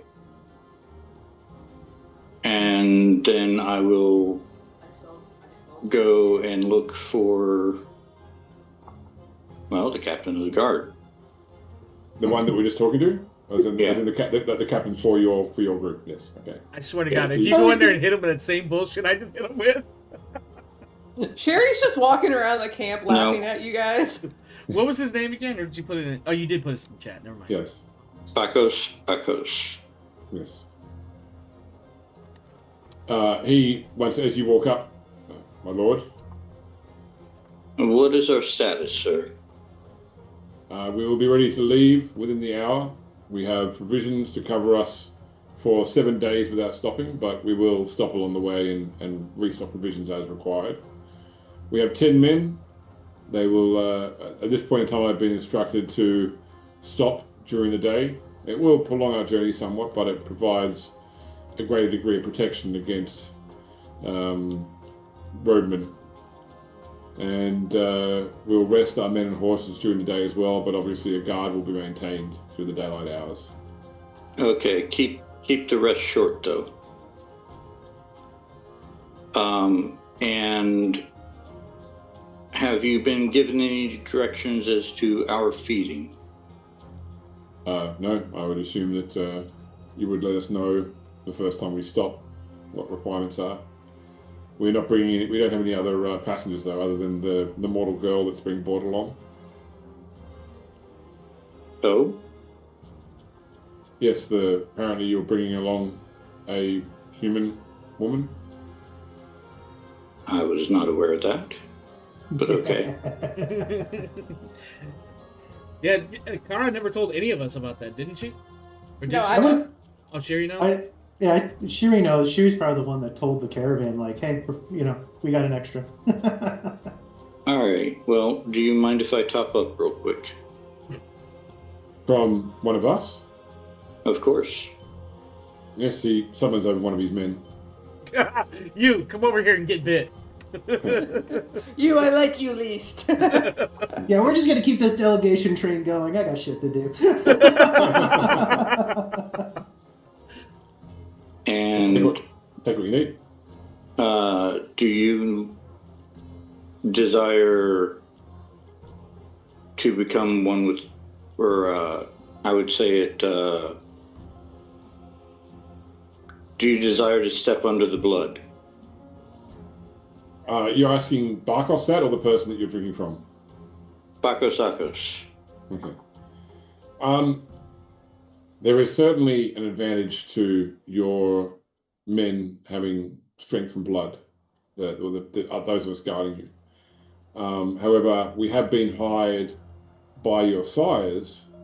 I would prefer to space out who receives blood, if so, and make sure we always have part of our contingent be be empowered, but not to the point that they are constantly drinking and becoming addicted to your blood.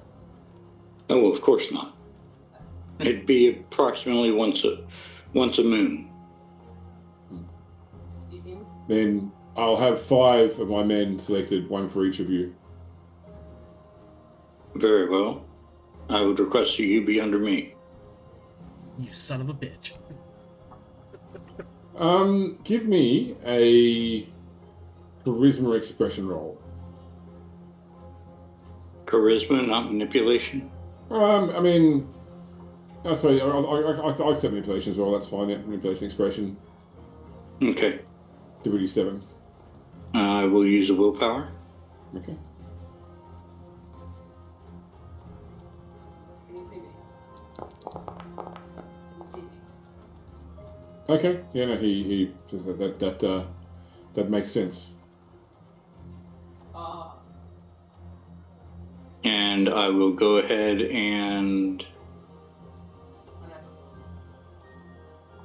So you said it would be feed him blood. Very good. You kind of blood. What's your current? You have a ghoul cat, don't you, as well? Is that right? For Bogdan? And No, Bogdan has the for cat. I what's so I you've got a point of retainers already, don't you? So what's that for you? retainer is the person who runs my shop. Any other advantage? Oh, okay, no worries, okay. Put people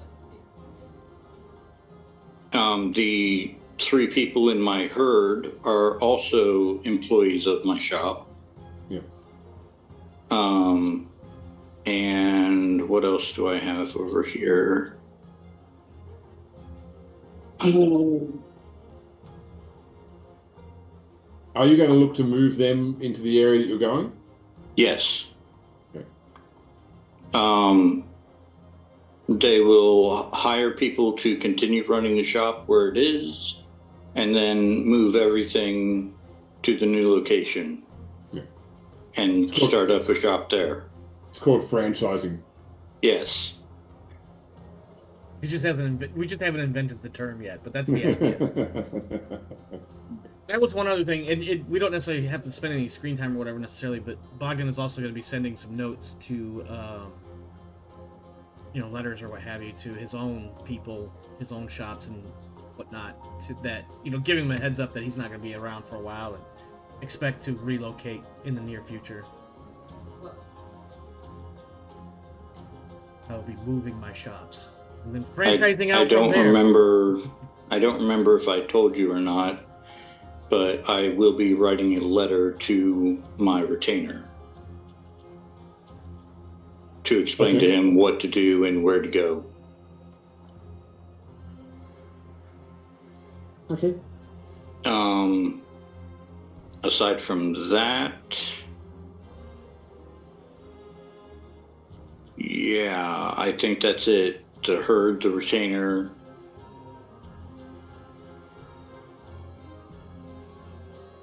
Yep. All right.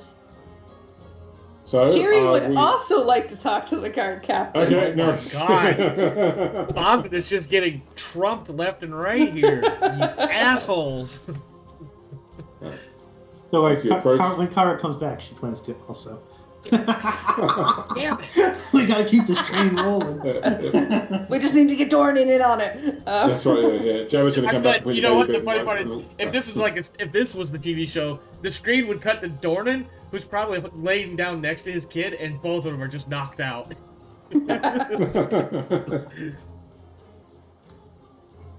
All right. Yeah. So Shiri, you approach Barkos, my lady. Good sir.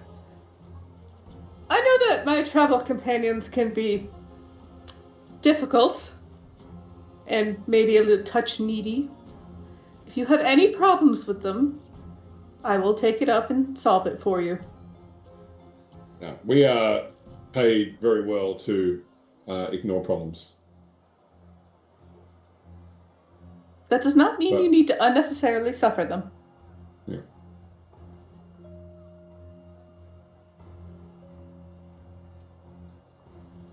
Well, I thank you for the offer.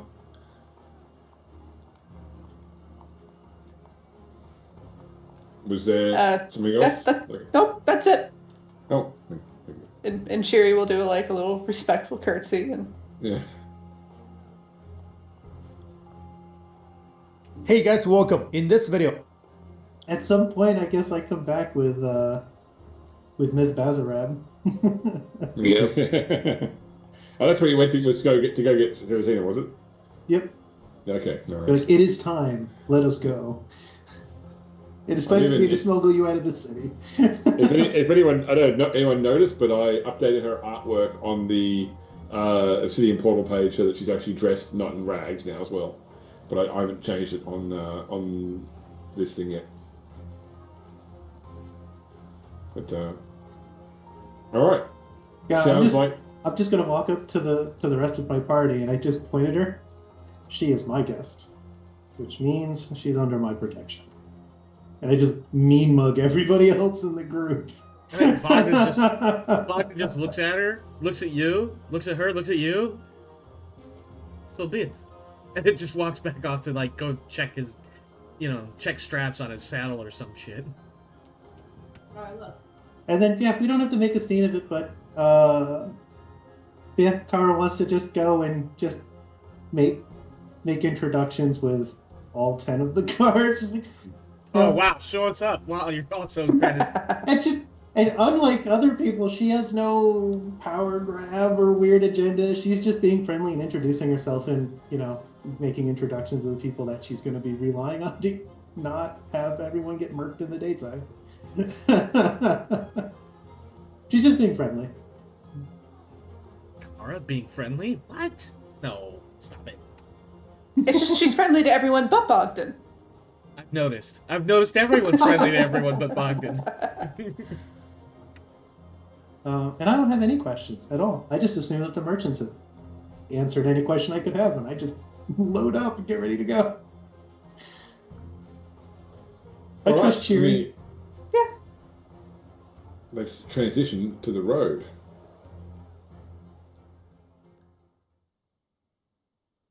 So Does Sherazina have any baggage?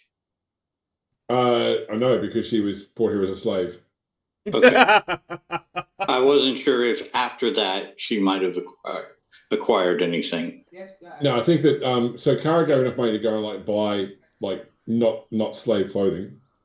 Okay. Yeah. One set clothing, not slave.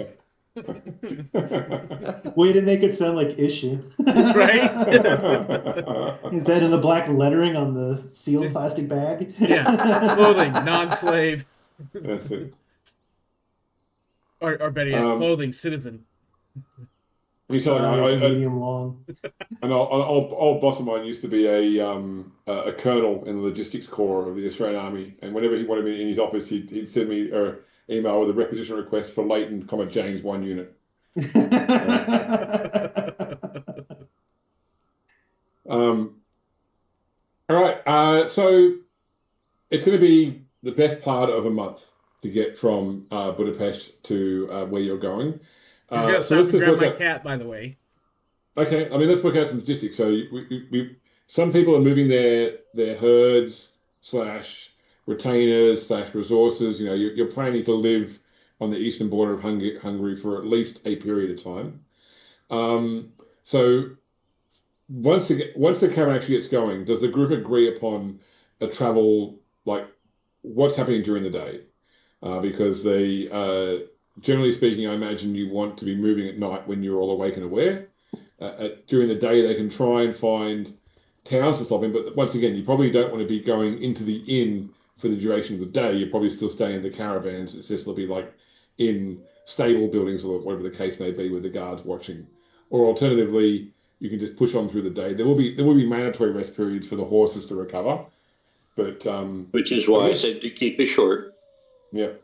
So Ara doesn't like the idea of traveling during the day. Sherry doesn't care how long the rest periods are, as long as the guards are refreshed enough to do their jobs. I think Bogdan is kind of in between the two of you, where if we move during the day, it should make sense as to why. Otherwise, let's not worry too much about it. But so like if we, for instance, if we stop, you stop scratching me. No. Sorry, the cat was sitting in the chair with me, and he decided all of a sudden he wanted to scratch himself, but he couldn't quite get his leg up to himself, so he's scratching my backside. So like if we stop for the night, but if we continue for a few more hours, we could actually make it to a town. Then go ahead and continue while we continue resting for the day. That sort of scenario. But more or less, probably just kind of leaving it up to the judgment of Bakos as to may or may not work out. I think he's made it perfectly clear that he is waiting for us to give him something express to do. Otherwise, he's like, I need orders, you know. He has been conditioned to work for vampires, and so Yeah. I mean he's right now he'll follow his last order, which is to take minimum rests or something, but take short rests and travel as much as possible. Yeah, Kara really doesn't like the idea of traveling during the day. Oh, is the dog getting car sick? Yes. Also, Kara really likes sleeping underground, not bouncing around in the back of a cart. You're asleep. You can't feel a thing. It's the idea of it. I know. I know. But I imagine at some point Bogdan and Kara are actually exchanging these words. And Kara's just like, I will cut you. I am perfectly comfortable with not traveling during the day, just letting them rest, resupply, that kind of stuff. Okay. Does anybody want to call for any particular scenes on the journey? I'll be throwing some stuff in as well, but I want to say, is there any guys that you want to do? Any conversations you want to have with anybody? Any things you want to do? It's mainly going to be villages all the way there. You're not going to have any major cities before you reach where you're going. I think the two things that Bogdan would be looking at is, one, the swordplay time, as far as, so when I get some experience points, I can put a couple points into melee. That's what I want. That, and maybe this guy that he's got me working with, maybe I'll make him a ghoul personal retainer sort of thing later on if the opportunity presents. The other thing is with this Zarab, whatever her name is, I think after the first couple of nights, I'm monopolizing the fuck out of her time. I'm asking her so many questions. So I think what's going to happen is after the first couple of nights, Bogdan is going to want to try to hang out near that conversation, if not in that conversation. And like, he won't necessarily intrude or interrupt. He's just learning. And he's in his mind, he's calling this market research, just so you know, about the area that we're going into. I mean, that's the angle he's coming from. Like, here's someone from that area that could tell us about that area that Bogdan could then turn around and use it as part of his, like, how do I, in a marketing sort of way, penetrate that area and get all of its money into my pockets. She's gonna, spend the time when you're with... I already forgot her name. Sherzina. Yeah, Sherzina. Oh, I was way off on her name then. And learn the language with you so that we can practice the language together. A little study group. A little study group. Yeah, I think Bogdan would definitely be looking at the advantages of learning the local language. So he'll be in that as well. Would this be something that we can all get in on? No, not you. You tried to steal that guard from me. I'm kidding. I'm not stealing anything. You didn't feed him. So no, I did. You're right. You did steal him. You straight just took him. Yeah, I get, I'll do a little bit of the, spend some time trying to learn the language with her, and I'd offer to teach her mine if she doesn't already know it. She seems very educated. Or at least, teach her some phrases and some grammar and stuff. I want Bogdan to pick up a couple random, well, probably profanity-based, Nord swear words. So I just want to quick one thing I said from earlier, by the way, just with regards to what I knew about the Tremere. So Kyrus, the main chantry, is actually in Transylvania. It was the main chantry. They've now moved the main chantry to Vienna, but Kyrus is actually in Transylvania still. Oh, okay. Yeah. And what's going on with the war between the Tremere and the Tzimis? Has it started yet? Well, as far as what you know right now, is that they have an uneasy, like non-aggression sort of thing. Okay, but is the war pre or post now? I think there's still more war to come. That they, Okay. according to what Vincel said, there is some dealings going on, and that's mentioned before about how they're learning vicissitudes so they can create gargoyles. Right. So yeah. But I think individual voivodes might be anti-Tremere and some might be pro-Tremere. So it's like a bit of a cold war right now. Okay. Yeah, I mean, I spend the time trying to learn her language. I make the offer. Is she interested in learning some of my language? Does she want to know it? And she seems to. She doesn't know your language, but she takes learning very well. My question for you is: do you ever discuss the possibility of ghouling her with her at all? I intend to. Not at the beginning of the trip, but maybe later on. Because I want to spend some time each night learning her language. Can't spend the whole night doing it or I'll go nuts. Spend some time teaching her mine. And then just have casual conversations, sharing stories of my past, hearing stories about her and where she comes from. Just take a genuine interest in her. And, like maybe 2/3 of the way through, broach the topic of, you're obviously very smart. You have courage.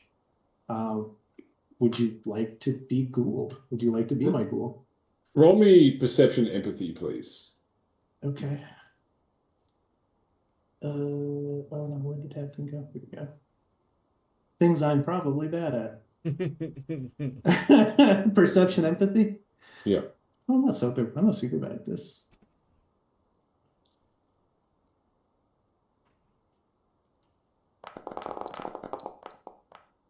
Nice.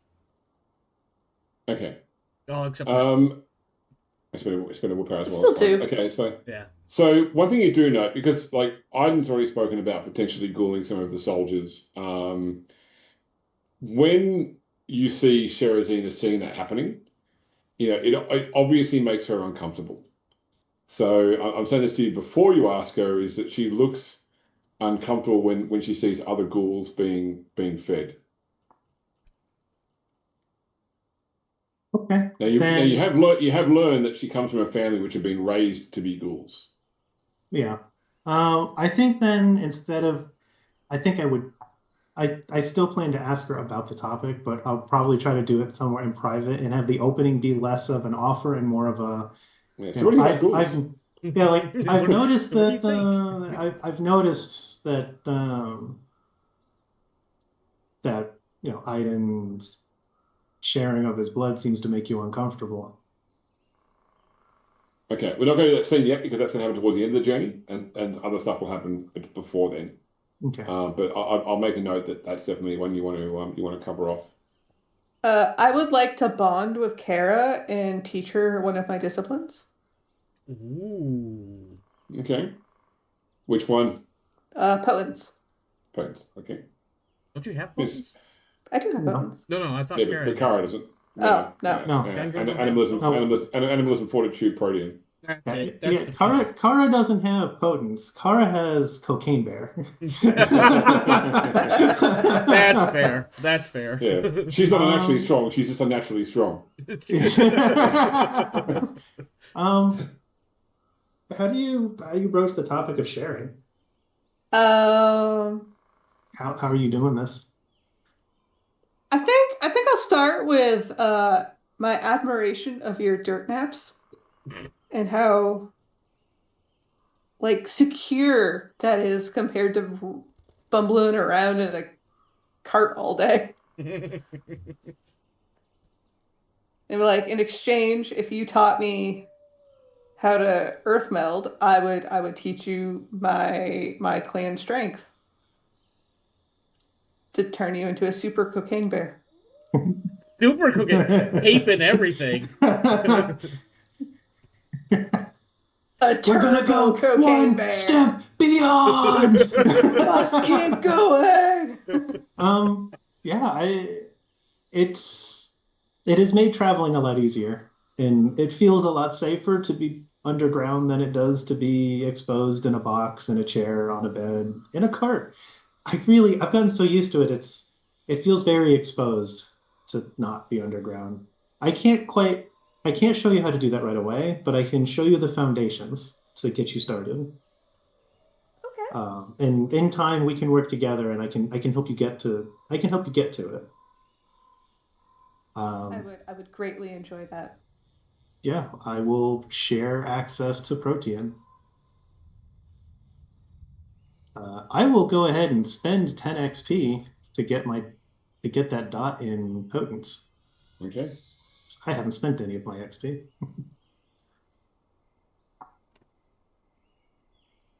Oh, you didn't spend the 20 And- that we got for the prologue?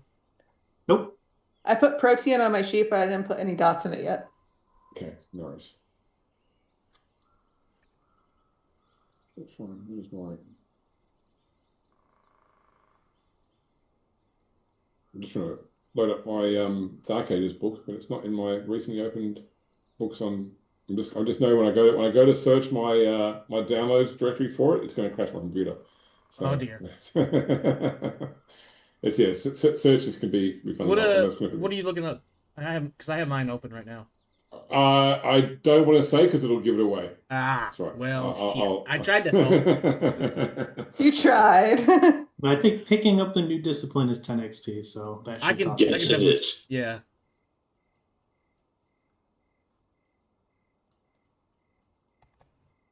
And then for an out of clan discipline, it's current times 7. Yeah, no, it's not to do with XP. This is like for the next scene of the game. So. Yes, Charlotte? I got it here. Okay, I got the book. Good. Oh, I good. managed to find it without crashing my computer. Yeah. Let's Okay. not talk too much about crashing before it actually happens. Though. Let's not tempt fate. Yep. That's it. Mainly, I don't want to search the PDF because that would definitely crash my computer. The moment I get my bonus check in January, I'm buying a new computer. Ah. Yeah. So. What are you gonna do with that one? It's going to move under my stairs where it will join my server farm. No, there you go. Alright, let's finish this game. Well, you hoping I send it to you? No, I mean, the thought did cross my mind, but only as a joke more than anything else. Because obviously, I didn't think I wasn't thinking that'd be a realistic ask. So.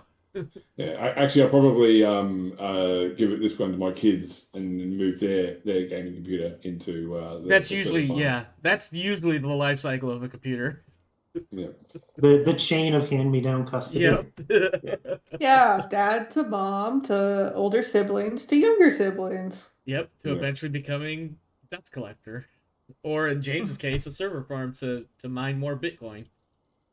No, it's a render farm and an AI farm. There you go. Oh yes. Well, the AI revolution is going to begin in James's basement. So. Listen, I'm trying to help you out while you're looking this up and filling the gap here. So. Yeah, no, I appreciate it. James does love. On that note, James wrote a love song. Well, it wasn't really a love song, but love was the topic of the song, which ironically was very inappropriate for Warhammer 40K. Which love song was that, Tony? The song that you wrote for Valamris and something about with the power of love, something. Oh, okay, that's right. Yeah. That's right. It was, when I was playing around with AI audio generation. Yeah. It's a pretty good song. It just doesn't work for 40K. Okay, so you're about sort of 3/4 of the way through your journey, and you have reached the first of the Siebenbürgen. So these are the 7 towns which are the largest ones in Transylvania. Still nowhere near Budapest. I will say, by the way, that so if you guys look at the map on the main Foundry screen, so see this curving border here that comes off the Black Sea, that follows the Danube River. So obviously where you're coming to is up here, but if you're looking at another major city, Bucharest is just down here on the banks of the Danube as well. But yeah, so you're sort of like coming in from the north, where you're heading southeast now into the Carpathian. So you've looped across where the word kingdom appears, and you're now coming down southeast towards where you want to be. And you've now sort of come upon these towns. Now, one thing you've noticed with traveling through the villages in Transylvania is that people in Transylvania know what vampires are.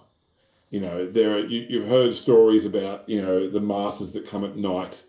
People make the sign of the cross when they see you. As a people, Transylvanians are very aware of the existence of Canaanites. There's clearly a degree of fear about your presence wherever you go as well. Look, merchants still take your money. Inns will still put you up. But the general populace are very wary of you, and it's not hard to pick up. They quickly clue to what you are, especially when they see Sherazina in your party as well. They recognise about the Basra blood, and they assume you're either Zamisi or something else. You know, they probably know what Zamisi are, but just that there are, you know, you are lords of the night to these people. Damn right we are. Sorry. Yeah. And you have arrived in, I won't say city, I'll say town. The town of Klausenberg. You spell that when you get a second. And Darius, I think, has something. Oh, sorry, Darius, do you have a hand up? Yeah. Along the way, not any particular scene or anything, but just along the way, I do want to spend as much time as I can talking to Captain of the Guard and bonding with him. Okay. And also the rest of the soldiers as well, just getting to know them on a more superficial basis than the captain, but still getting to know them. Okay, no worries. I mean, he is certainly a veteran mercenary, and he has been. He's not a ghoul, right? Well, he's a ghoul now because he's re-ghouled, but he has been a ghoul before. So he has actually lived about 120 years.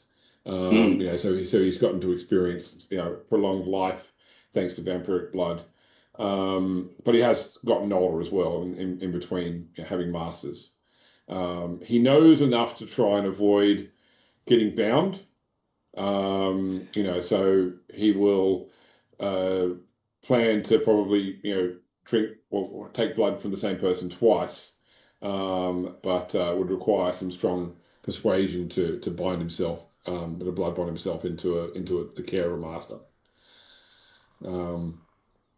So as far as his men go, they're like he's not the sort of, you know, like loyal to a fault to his men. They are just more mercenaries, and so, you know, whenever shit work has to be done, he has no problem telling them to go and do that shit work, or to, you know, to fold themselves over for you to feed from and the like. You know, he certainly step out of the booth and fold yourself 12 times. Only 6 folds. Pathetic. What am I working with here? Exactly. If you've ever watched Rick and Morty, you know exactly what I'm talking about. Yep. Yeah. But yeah, this is the sort of guy that in Australia we have a term for them. They're called cunts. I've heard this term before. Yes, I've used it myself a few times. Welcome back, Java. He didn't fall asleep next to his kid.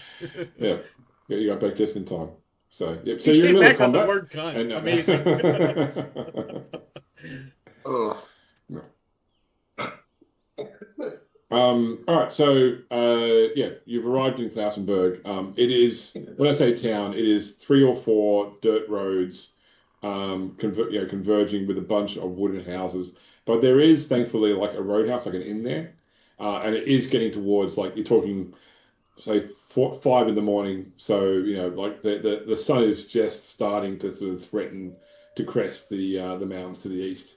And so the caravan is sort of pulling up here to sort of use the opportunity for some of the men to rest in the bed while the rest guard the caravans. And so Bacchus and some of his men go inside, leaving you to your own devices. Roadhouse. Sure, this is. Seems like a great opportunity to. Klausenberg is one of ours, or going to be one of ours.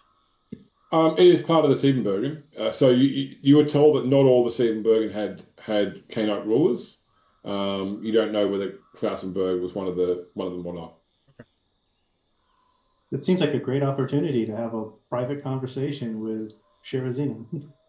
Okay. Yeah, I at don't this know point in time, I don't know what anybody else wants to get up to, but I'm just pre-declaring my I'm Yeah. pre-declaring my shooting face. Yeah,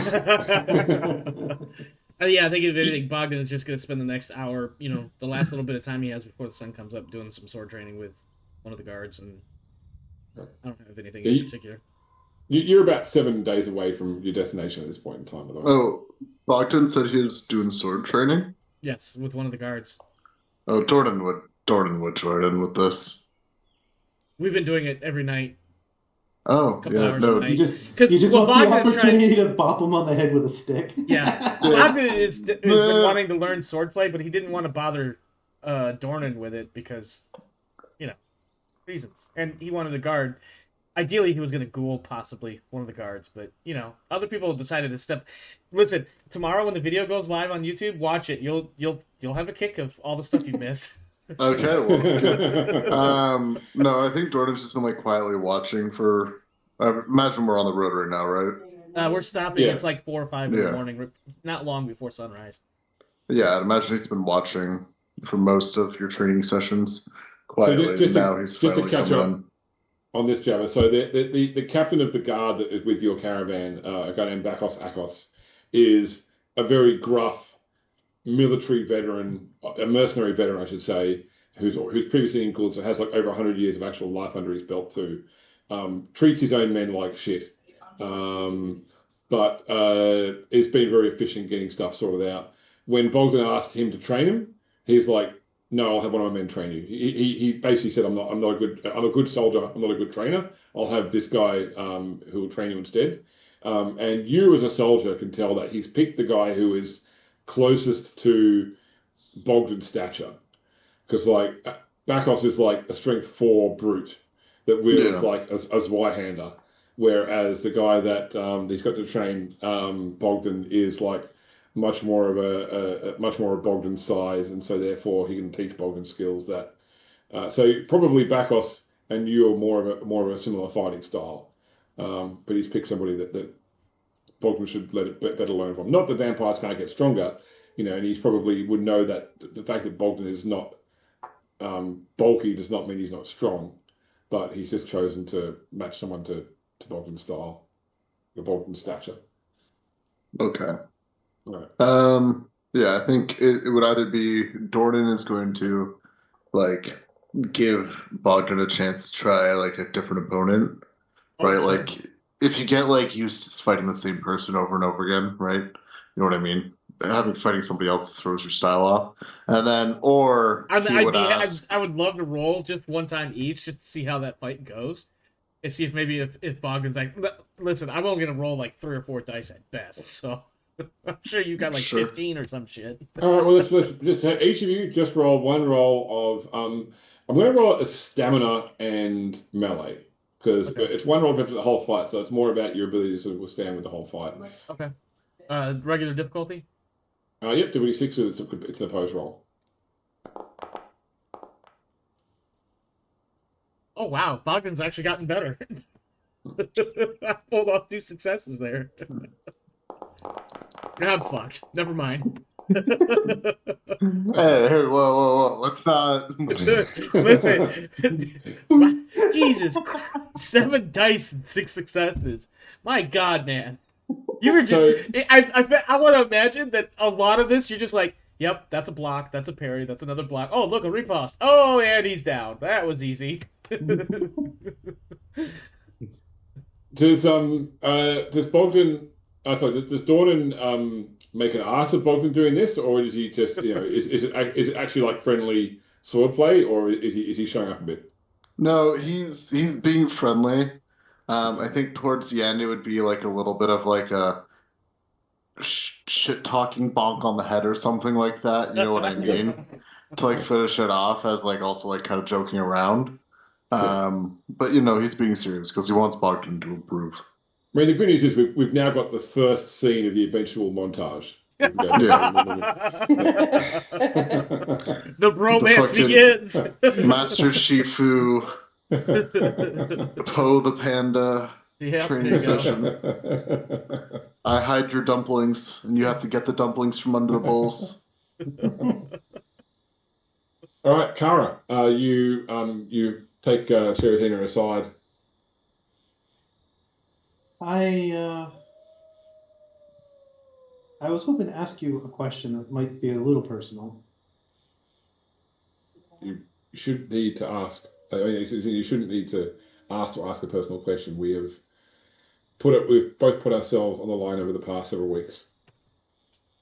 I've noticed that Aiden's ghouling makes you uncomfortable.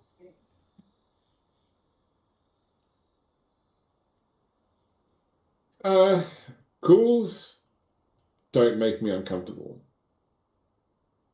I was raised to be one, as were my brothers. But I think that one of the reasons I have enjoyed traveling with you, Kara, is that you are a free spirit. You don't allow anybody else's expectations or needs to push out what you think is the right way to proceed. And I've always felt that similarly as well. And I just escaped from slavery, the concept of the loss of any autonomy that I might have, and the prospect of casting off one shackle only to don another, even if it comes with power, is something that I struggle to countenance. If it was a matter of serving you, I don't need your blood to choose to work with you. I don't need supernatural strength to find ways that I can support you. I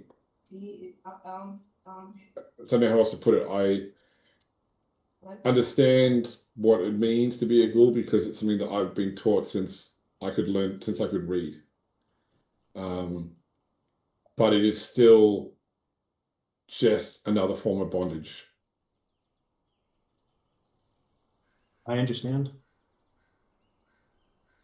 I saw how you looked, and now that I understand more, I did want to talk to you before we parted ways about us staying together after this trip is over. I don't know what your family would allow, and I was going to offer if you wanted my blood, you could have it, and if you don't, it's your choice. I would just make the offer that you could undertake if you wanted at any point.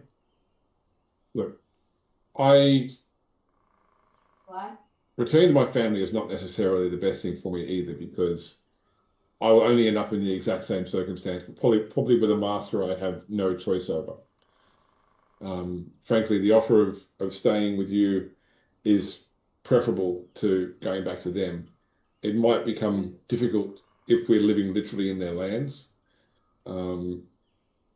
but that is my cross to bear. I will continue to support you as long as you need my help in Transylvania, and when you go to leave Transylvania, we can talk then.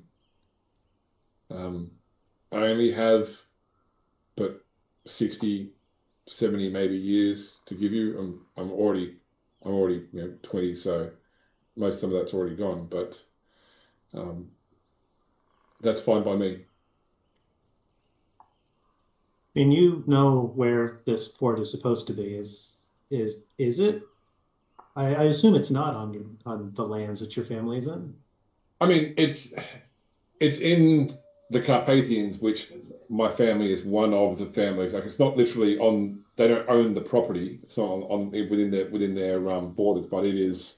The Basarabs once garrisoned that fort in the past.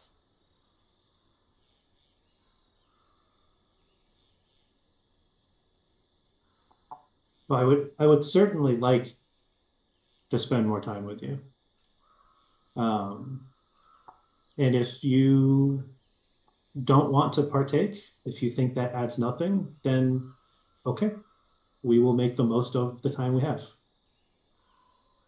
I'm happy with what we have, and I don't see a need to change it, and I don't see a need for I don't think that the power will help me, and you don't need to give it to me for me to help you.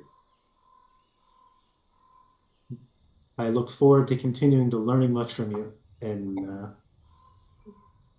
in the time that we have together, we will make some memories.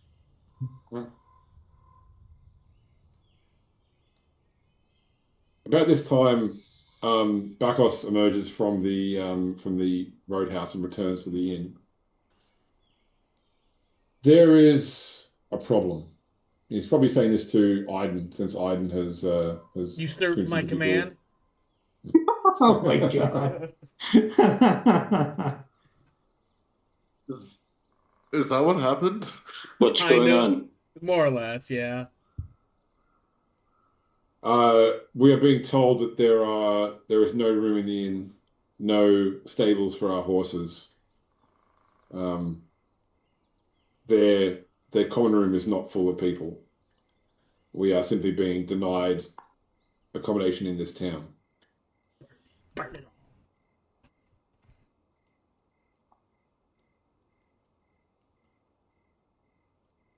all. We either need to travel on or press a claim. So it's not true that there is no room in the stable? I mean, Have you checked that? I'll send one of my men to go check, and yeah, and the man confirms what he already knew, which is there's plenty of room in the stable. Yeah.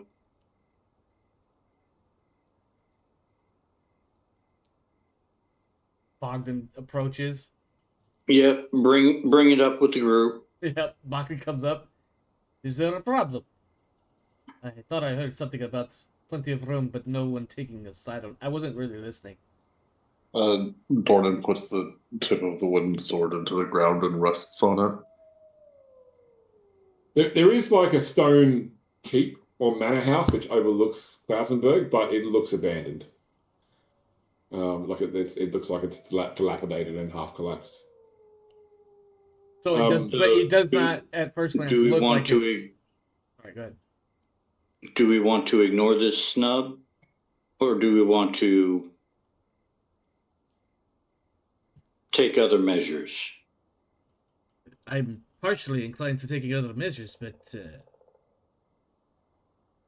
if nobody is, who's the prince around here? Chance we may piss somebody off, and they might even be one of the Fleshcraft. He literally shivers when he says that. Just send in the merchants to make it happen. The innkeeper says, Listen, Bogdan's got no problem going in there and dread gazing the fuck out of him and hoping for the best on his roll. You don't need to use your powers. Your whole job revolves around talking to people. Oh yeah, I know. I know. But at this point, he's gonna go in and dread. He's gonna be like, "Who the fuck is in charge in here?" And then dread gaze. Well, I'm not here. I'm hanging out with Sherzan. The innkeeper says that the next town is just beyond the forest, about 4 to 5 hours ride. That would mean going through the day, not just the morning. Which we've done, but we'd be arriving there before lunchtime, and we'd have to. This is not something. It's not something we haven't done. I'm just simply saying this is the first time we've been put in a situation where we've been forced to do it because of dissident mortals. I think at that point, Bogdan's just gonna walk. And, I'm he's gonna look at the go sky, and talk to them. and I'm gonna be like, "Okay, I've got 15 minutes to convince this twat waffle to let us in, or we're gonna have to come up with a different plan." So Bogdan's just gonna march straight up to the inn and be like, "Who's in charge?" Okay. You walk into the inn. So I'm right behind him. Okay, no worries. It is like a Shiri does not care. Double height common rooms, like a common room with it's open to the level above and has a railing around the outside above where the rooms are. And yeah, there are a couple of travelers in here currently, sort of they're up early to leave before the dawn light. They're having breakfast, and a average-looking, sort of balding innkeep behind the bar. You do note that because there are sort of like men up on the balconies watching, for example. One of which has like a crossbow, Of course. just resting on the banister, like with the quarrel loaded as well. Of So course. he's not pointing it. It's just he has a weapon that's cocked and locked. Yep. I'm gonna make a subtle head nod towards Iden and just be like, "Yep, that guy up there." Yep. And then I'm gonna say to the innkeeper, I'm say, "Hey, my name is Bunt, and how are you tonight?" And I'm gonna stick my hand out to shake it. Not tonight, but how are you today? I will declare the use of folderol on the innkeep. Okay, no worries. If he lies, I will know. I know what it means. I'm fine. He says, shaking your hand with a sweaty, like greasy palm, and Iden, he's not fine. He's sure he's nervous as fuck. So I am told that there is no room for us, and yet I look around and seems to be many room. Could you elaborate? Sorry, I was muted. Out of curiosity, I know that Iden can just know when people are lying. Isn't there a tell for it? What did you choose for your flavor of tell for when it goes off? Oh, you're right. I'm curious about that. Let me think real quick.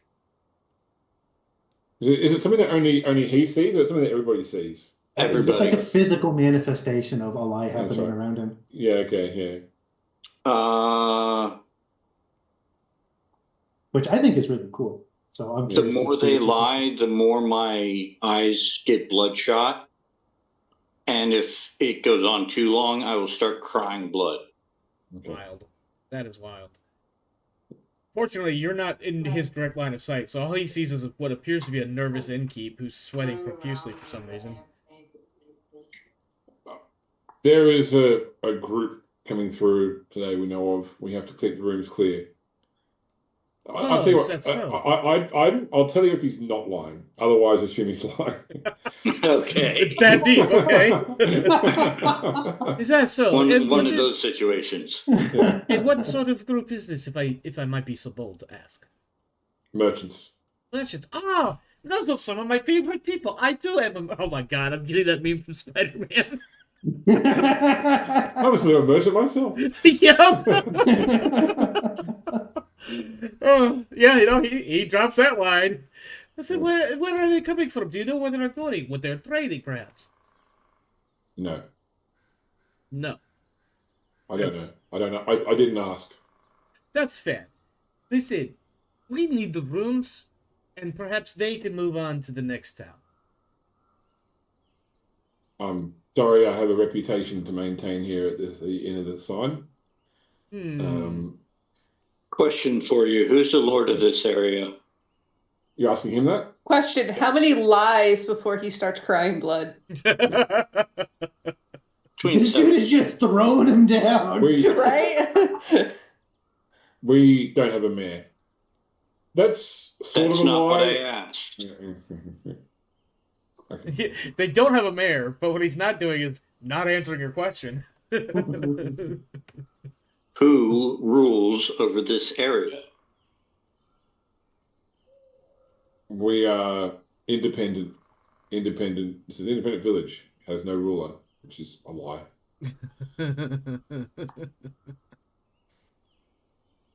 Let me see. Oh, bother. Lie to me again and I'm killing you. He sort of looks at the men, like past the glance the men up the top, and like the one with the crossbow lifts the crossbow slightly, like not pointing what's in, but like making sure that it's ready. And the other one goes and like knocks on a door upstairs. Just taps it with his fist, not like knocking it, but just like as in giving a signal. Start with that.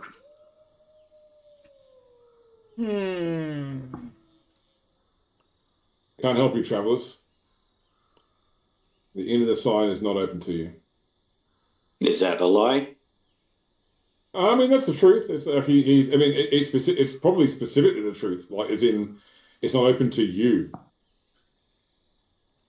Why?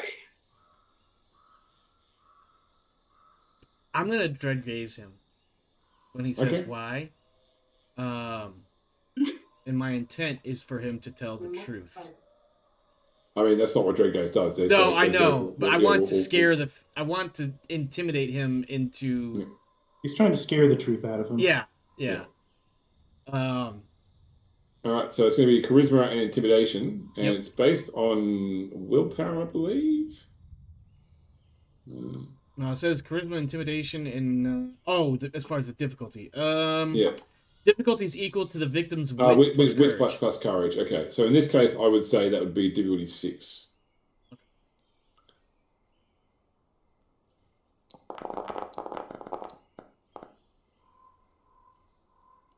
Yeah. Oh, Yeah, okay. four 4 successes. Yes, please answer him. And when it's gonna come out kind of like, yes, please tell us why. And my fangs are gonna start revealing themselves. He screams and runs away. Yeah. Can I grab him? No, dominate. Stop. Okay. Give me a roll. Uh, Command is manipulation, intimidation, and it is equal to the target's current willpower points, which in this case, guy is 5. He's got 5 willpower? Yeah. Somebody's backing his That's a fight. lot for a mortal. More willpower than I have, and I'm a fucking vampire. Yeah, but you're also a measly wet noodle. So. I am. I am. Do I hear the screams? Oh, he's still going. You use willpower. Okay. No, you shouldn't use why didn't the one cancel out? It did. Willpower. He Okay. had willpower. Yeah, I see. Okay. Sorry. Normally it appears at the bottom, it appears at the top because okay, cool. So, I think he freezes in his tracks. You see the door upstairs open, and more men start to walk out. Some of which have swords and crossbows. So you're sorry? Please put your fangs away.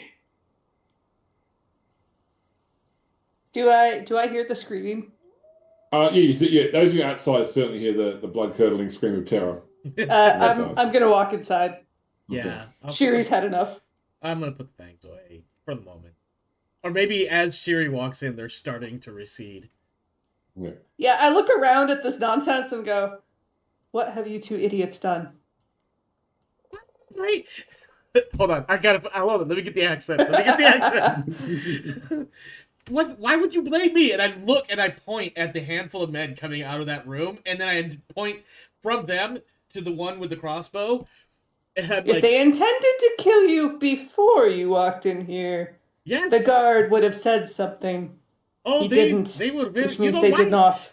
I want to be really flippant and just be like, "Why are we having this conversation?" And then just start wrecking people, but we're not there yet. So I think Bobby's just like, "Why do you put this on me?" Answer. You already know the answer.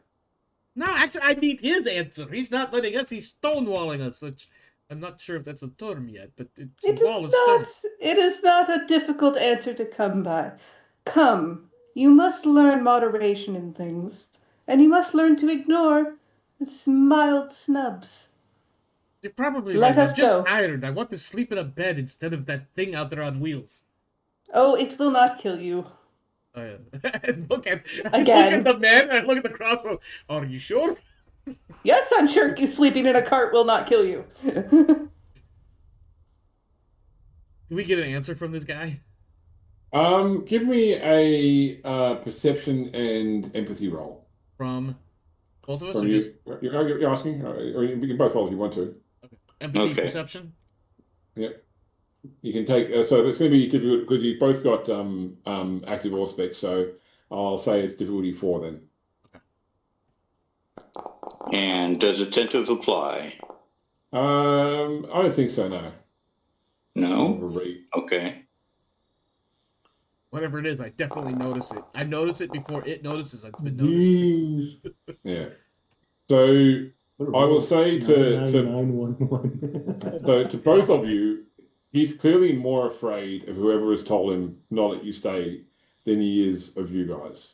And with the extra successes, Bogdan, he is confident that he has enough. Because the thing is, so you could force your way to stay here, Yeah. but that now means you're sleeping in a room in a building with people that don't want you to be Yeah. here, and you're stuck sleeping. Yeah. Yeah, I want to know why. Yeah. Yeah. I'm not saying we're going to stay here. I'm not forcing him to let us in. I just want to know why. Yeah, I think that's Oh, just you know at what? this point. I like the idea. 'Cause I'm worried I watched that- Sherry's just slowly face palming like it's obvious. No, I like the idea that I watched It's Shiri not go in, obvious. so now I've decided to peek my head I in. am I'm not worried. going to walk in. I am worried about the fact that word has gotten to this inn before we got here, specifically denying us access. Or Give me denying Aiden. our kind. I'm giving you manipulation and intimidation. Me? Yeah. Okay. Difficulty 5.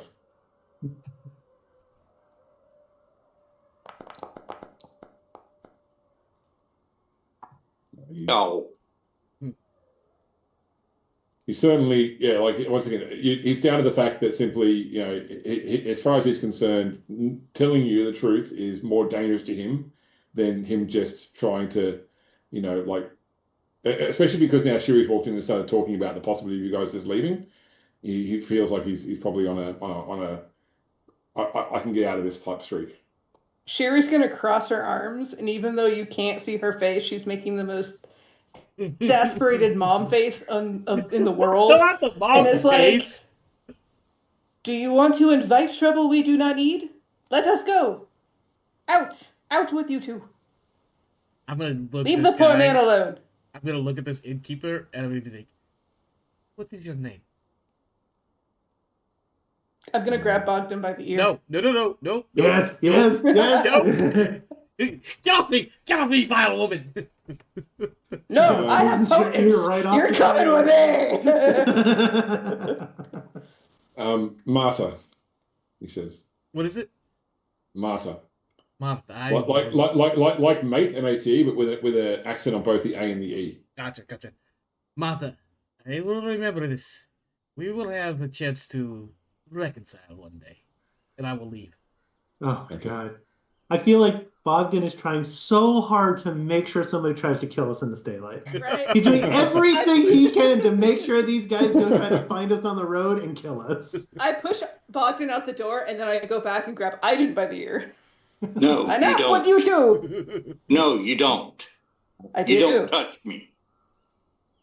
Are we making a roll? You may for be this then? strong, Are but we I'm- making a roll? I love it. Make a roll. Do it. if Oh, you I want think to touch me, you're making a roll. Okay. I think that it would be if we're doing this a roll. I think it's probably going to be Dex and Brawl versus Dex and Athletics to avoid. Would it be strength and brawl because I'm No, manhandling him? Because it's literally a can you lay your hand on him? Yeah. And Aiden is slippery for sure. Slippery. Sorry, I had an image in my head of him literally being like coated in oil or something. The standard difficulty? Yes, and Okay. for Aiden, feline grace will apply. Ooh. I know about that feline Gracie slippery bit. I had to try to stuff a cat into a cat carrier one day, not long ago. Mhm. Still have the scratches, I think. Bastard.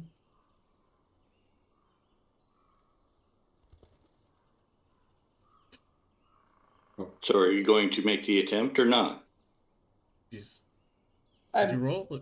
doing the little table thing. Okay. Oh, okay.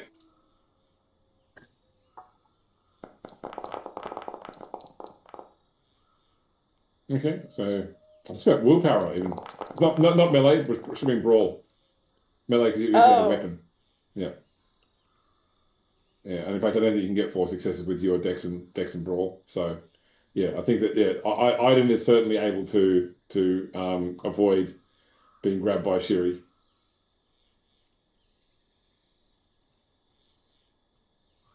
Kara!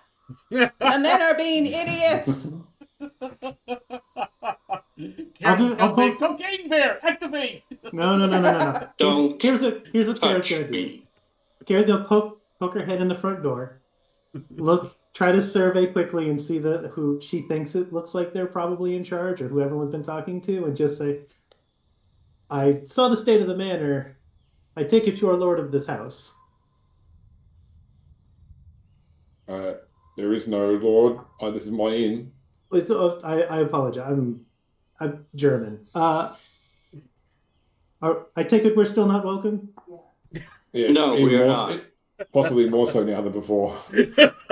Well, I tell you what. I'm leaving because I have no desire to be rude in a land that I'm a guest in. But if I see that Bogdan has been dragged out, so it's just Shiri trying to grab an Aiden there. Yeah. Just points at Aiden and says, "If you wish to have a spat with him about his rudeness, that's his own. That he brought his own shovel. But the rest of us are leaving." And I'm trying to leave. Get out of my way. Oh, so you leave now? And Shiri will walk out the door. I will walk out. All right. So Bakos looks over your way, Aiden. Are we continuing on then? Shiri Yeah. will just simply say yes and get back Is that and move everything along. the captain? Yeah, Bakos is the Yeah. captain. Jordan Take us just to like the next town. finally lifts the tip of the sword out of the ground, stops resting on it, sighs, and comes with the group. I've still got my head poked in after the others have walked out. I said, "I apologize for my traveling companion, an acquired taste that has not been acquired yet. I hope you don't take that as a reflection on the rest of us." And I just wish him well and leave. Wow. Cocaine bear being the more diplomatic of all of us. Who would have seen that coming? It's have his this- building, and I saw the manor. We have less than an hour all set up, so you should all get settled in the caravans while we move on. Yeah. Bogdan will begrudgingly slip back into his little hidey hole in the wagon. So I have a question. There are three wagons total. Who sleeps with whom? Are you all in one wagon together? Do you split up into separate ones? Like, I don't know. I think Shiri and I are sharing, probably. Yeah. I'm just riding in the front wagon. I don't care where everyone else sleeps. But wish me luck. okay. Um, Go. and I'll just. Or getting back into whatever cart that Shiri and I are going to be in. I'll just, while I'm laying down, I'll look at Sherazina and say, "I have a feeling that some of the others have managed to piss off people who can find us in the day. If something happens, I would appreciate a drag. I also like this one. If you can manage it, otherwise I will understand." But there might be danger. Can I sleep obfuscated? No, the power goes out No. when you sleep. Okay. I know there's Yeah. a merit for it, but Yeah, I don't think I have it. I relay that to Sherazina, so she's at least prepared for the possible daylight hijinks. Daylight hijinks. And I made it perfectly clear to her, like, hey, I'd appreciate being dragged out of a line of bullshittery. Maybe help Shiri. It is definitely clearly implied, like, the others. Don't risk your life for them. Like, that's what the If you guards are can, for. it'd be cool. If you can't, don't even worry about it. Oh, Don't that's- worry about it. That's the guard's job. All right. Does anybody have the light sleeper or deep sleeper merits or flaws? I don't think anybody does. I'll just get a quick check, but think I just do. make sure I didn't miss something on your sheet. No, I do No. not. I think I Okay. have a sleeping flaw, but I can't remember. Can we confirm? Bogdan. No, Bogdan. Why do I keep getting Dornan. too confused? Dornan. You have deep sleeper. You have deep sleeper. Yeah. Deep sleeper. Okay. Cool. All right. So Poor I would bastard. like You didn't even do Ev- anything. everybody to roll perception. If you have Auspex, add your Auspex's dice to just the perception roll. So if you had, for example, Auspex 2, you would put bonus of 2 in your perception roll. It's difficulty 8 for everybody except Dawn will be difficulty 10 and Kara will be difficulty 7. Difficulty 8.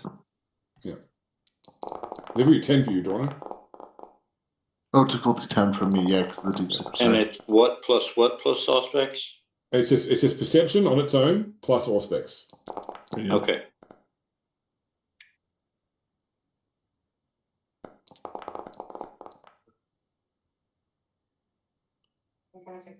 Okay, so we've got Dawn and fail, Shiri pass, Oh, fuck yeah. Kara pass, Bogdan pass, and I've seen Iron times the Iron one yet. Give me a second. Does a 10 of a block? No, it will not.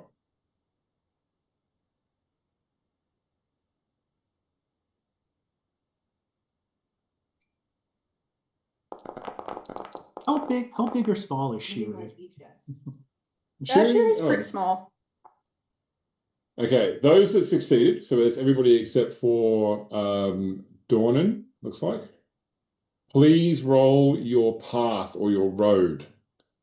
And it's difficulty 8. Did I pick it up?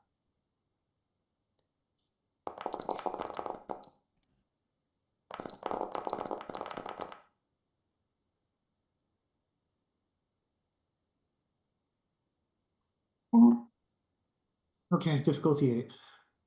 Yep.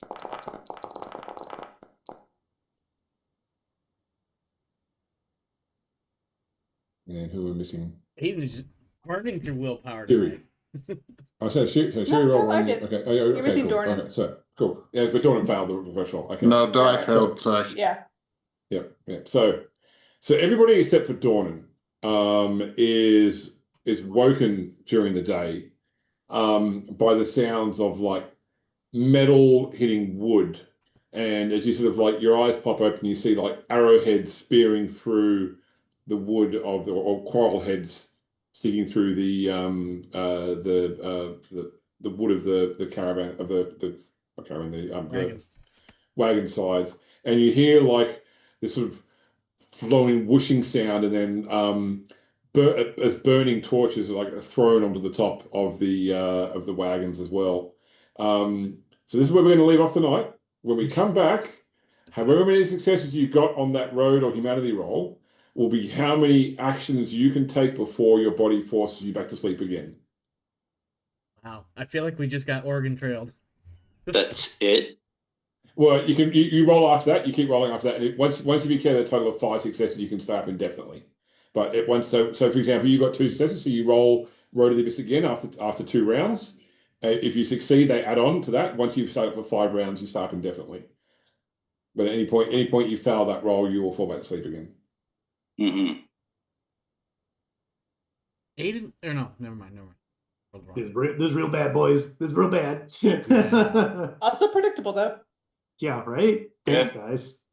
You're welcome. Hey, Thanks for pissing in people's Cheerios. we real had close to make where it we were gonna spicy. go to It wasn't a spicy episode. sleep. Oh, it'll be spicy at the next episode, that's for sure. Yes, it will. Sorry. Oh and man. By the way, when you're doing anything during the day, you can never roll more dice than you've got points in your road or humanity. Well, good thing for me, I have 8 humanity. Yeah. Although how I ended up with 8, I'm not 100% sure, but what is you? Oh, it's your conscience and self-control or whatever. That's right. Yeah, exactly. I will be burning 4 blood into strength and stamina.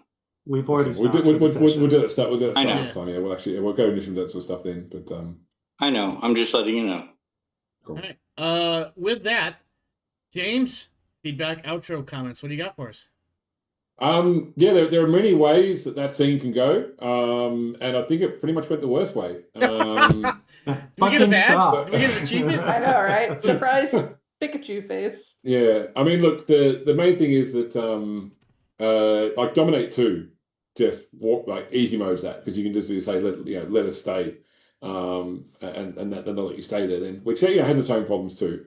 But I think that I'm interested to see how this goes. I don't think it'll be a TPK next time. I could probably save one or two of you maybe.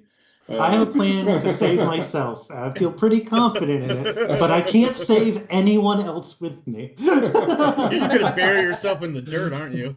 Yes, I'm gonna punch a hole in the bottom of the car, just whoop, and wait this bitch out. The rest of y'all fucked. It's not my problem. But overall, I think that it was. Poor Dornan's not even awake. I No, I'm just gonna know. say I'm just gonna sleep through all the problems. I don't really care. He's gonna sleep his problems away right into the grave. I guess the question is going to be: Did we look at anyone else in the cart with Dornan? I think I am. Okay. Or well, Bogdan. It's up to you. It's up to you, Bogdan. Well, You gotta save Dornan. Picking his Dornan, are shit. you in the first cart, second cart? I thought you said you were in the lead cart. I am. Yeah. Yeah, I was definitely in the front cart, but we don't know. That doesn't mean there's not room for others. No, I mean all five could fit in one cart if you wanted to, but all I know is that Iden's in the front cart and that Kara and Cheerio together, with Sherazina. Yeah, and you got the bonus. You got the +1 bonus to your difficulty to wake up because Sherazina was trying to wake you. See, it pays to have friends. It does. You're right. Here's your friends right here, buddy. We wouldn't play vampire if we didn't want the power fantasy of like dominating mortals and throwing our weight around. That's true. That's true. Yeah. It just went the absolute worst possible way. Everything you guys could have done walking in there, you both bungled as hard as possible. It's so funny. Bogdan just wanted to know what the fuck was going on. He just wanted a bed. Well, Darius, he went about it completely wrong. well, he's new to this being a vampire. You know that, right? That never really wanted to use Dread Gaze. And I want to point out, I actually kicked ass on Dread Gaze this time, not like the first time where I told him. Yeah, I mean, you did it so well. You did not get the result you wanted. No, I did not. Yeah. No, I did not. You just rolled too high. Once you get above 3 successes, they just fucking nope out. Yeah. Yeah. Well, unfortunately, At 5 successes, he would have been catatonic with fear. Presence doesn't quite exactly You were so come close with to a charm causing a spell. fear coma. Oh man! Imagine how that conversation would have went if everybody else saw you fear coma this guy. Like, well, protect him, and then I mean, I guess that could have made it worse. Yeah. You know what? We have discovered a way that it actually could have gone worse. But previously, we had assumed there was no way for it to have been worse. Well, there you go. Fear coma. That's a new term. Darius, you got any feedback, outro comments? I'm going to read up on Earth Meld between sessions. How can I get out of this bullshit? Well, no, I'll read up and see if what I can do with my plans. Yeah, I don't know how this is going to go. Badly. That's how it's going to go. It is the worst possible circumstance for us. Waylaid on the road. You're praying that the guards win before the cart gets compromised and you roast. That's really what you've really got to pray on, unless you can reach out and touch daylight dirt.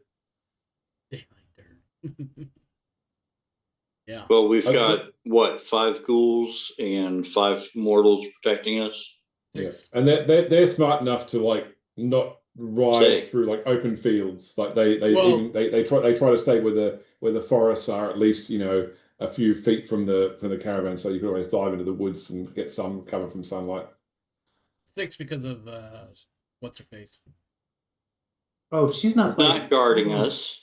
Well, no, you're right. She's not guarding us. She's not guarding anybody but friend. herself. Yeah. Yeah, maybe Kane. Desmina? I don't even know if she's a fighter or not. That's a fair point. Didn't ask, don't care, don't claim for her to do. Watching the train wreck was pretty great. Oh my god.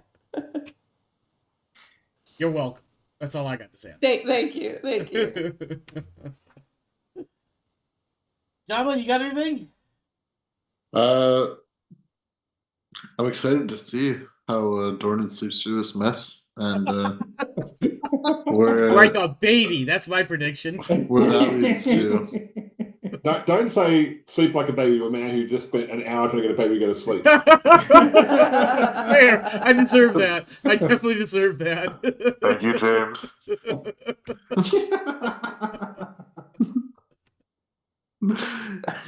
Oh man. I like look over. I'm like, is she still?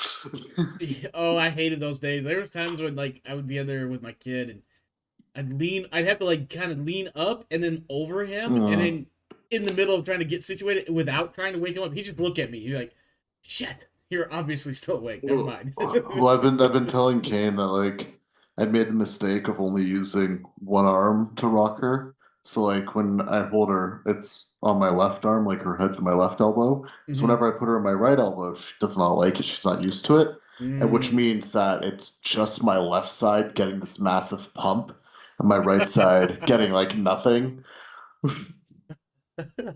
So some comparisons to Quagmire from Family Guy could be made. I'm sure you guys know the scene I'm talking. Yep. You need to go. Yeah. You need to go left-handed arm wrestling.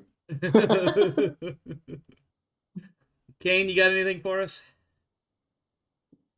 Nope. I'm gonna spend the week thinking about how I'm going to save Sherazina, and the rest of y'all can figure your own shit out.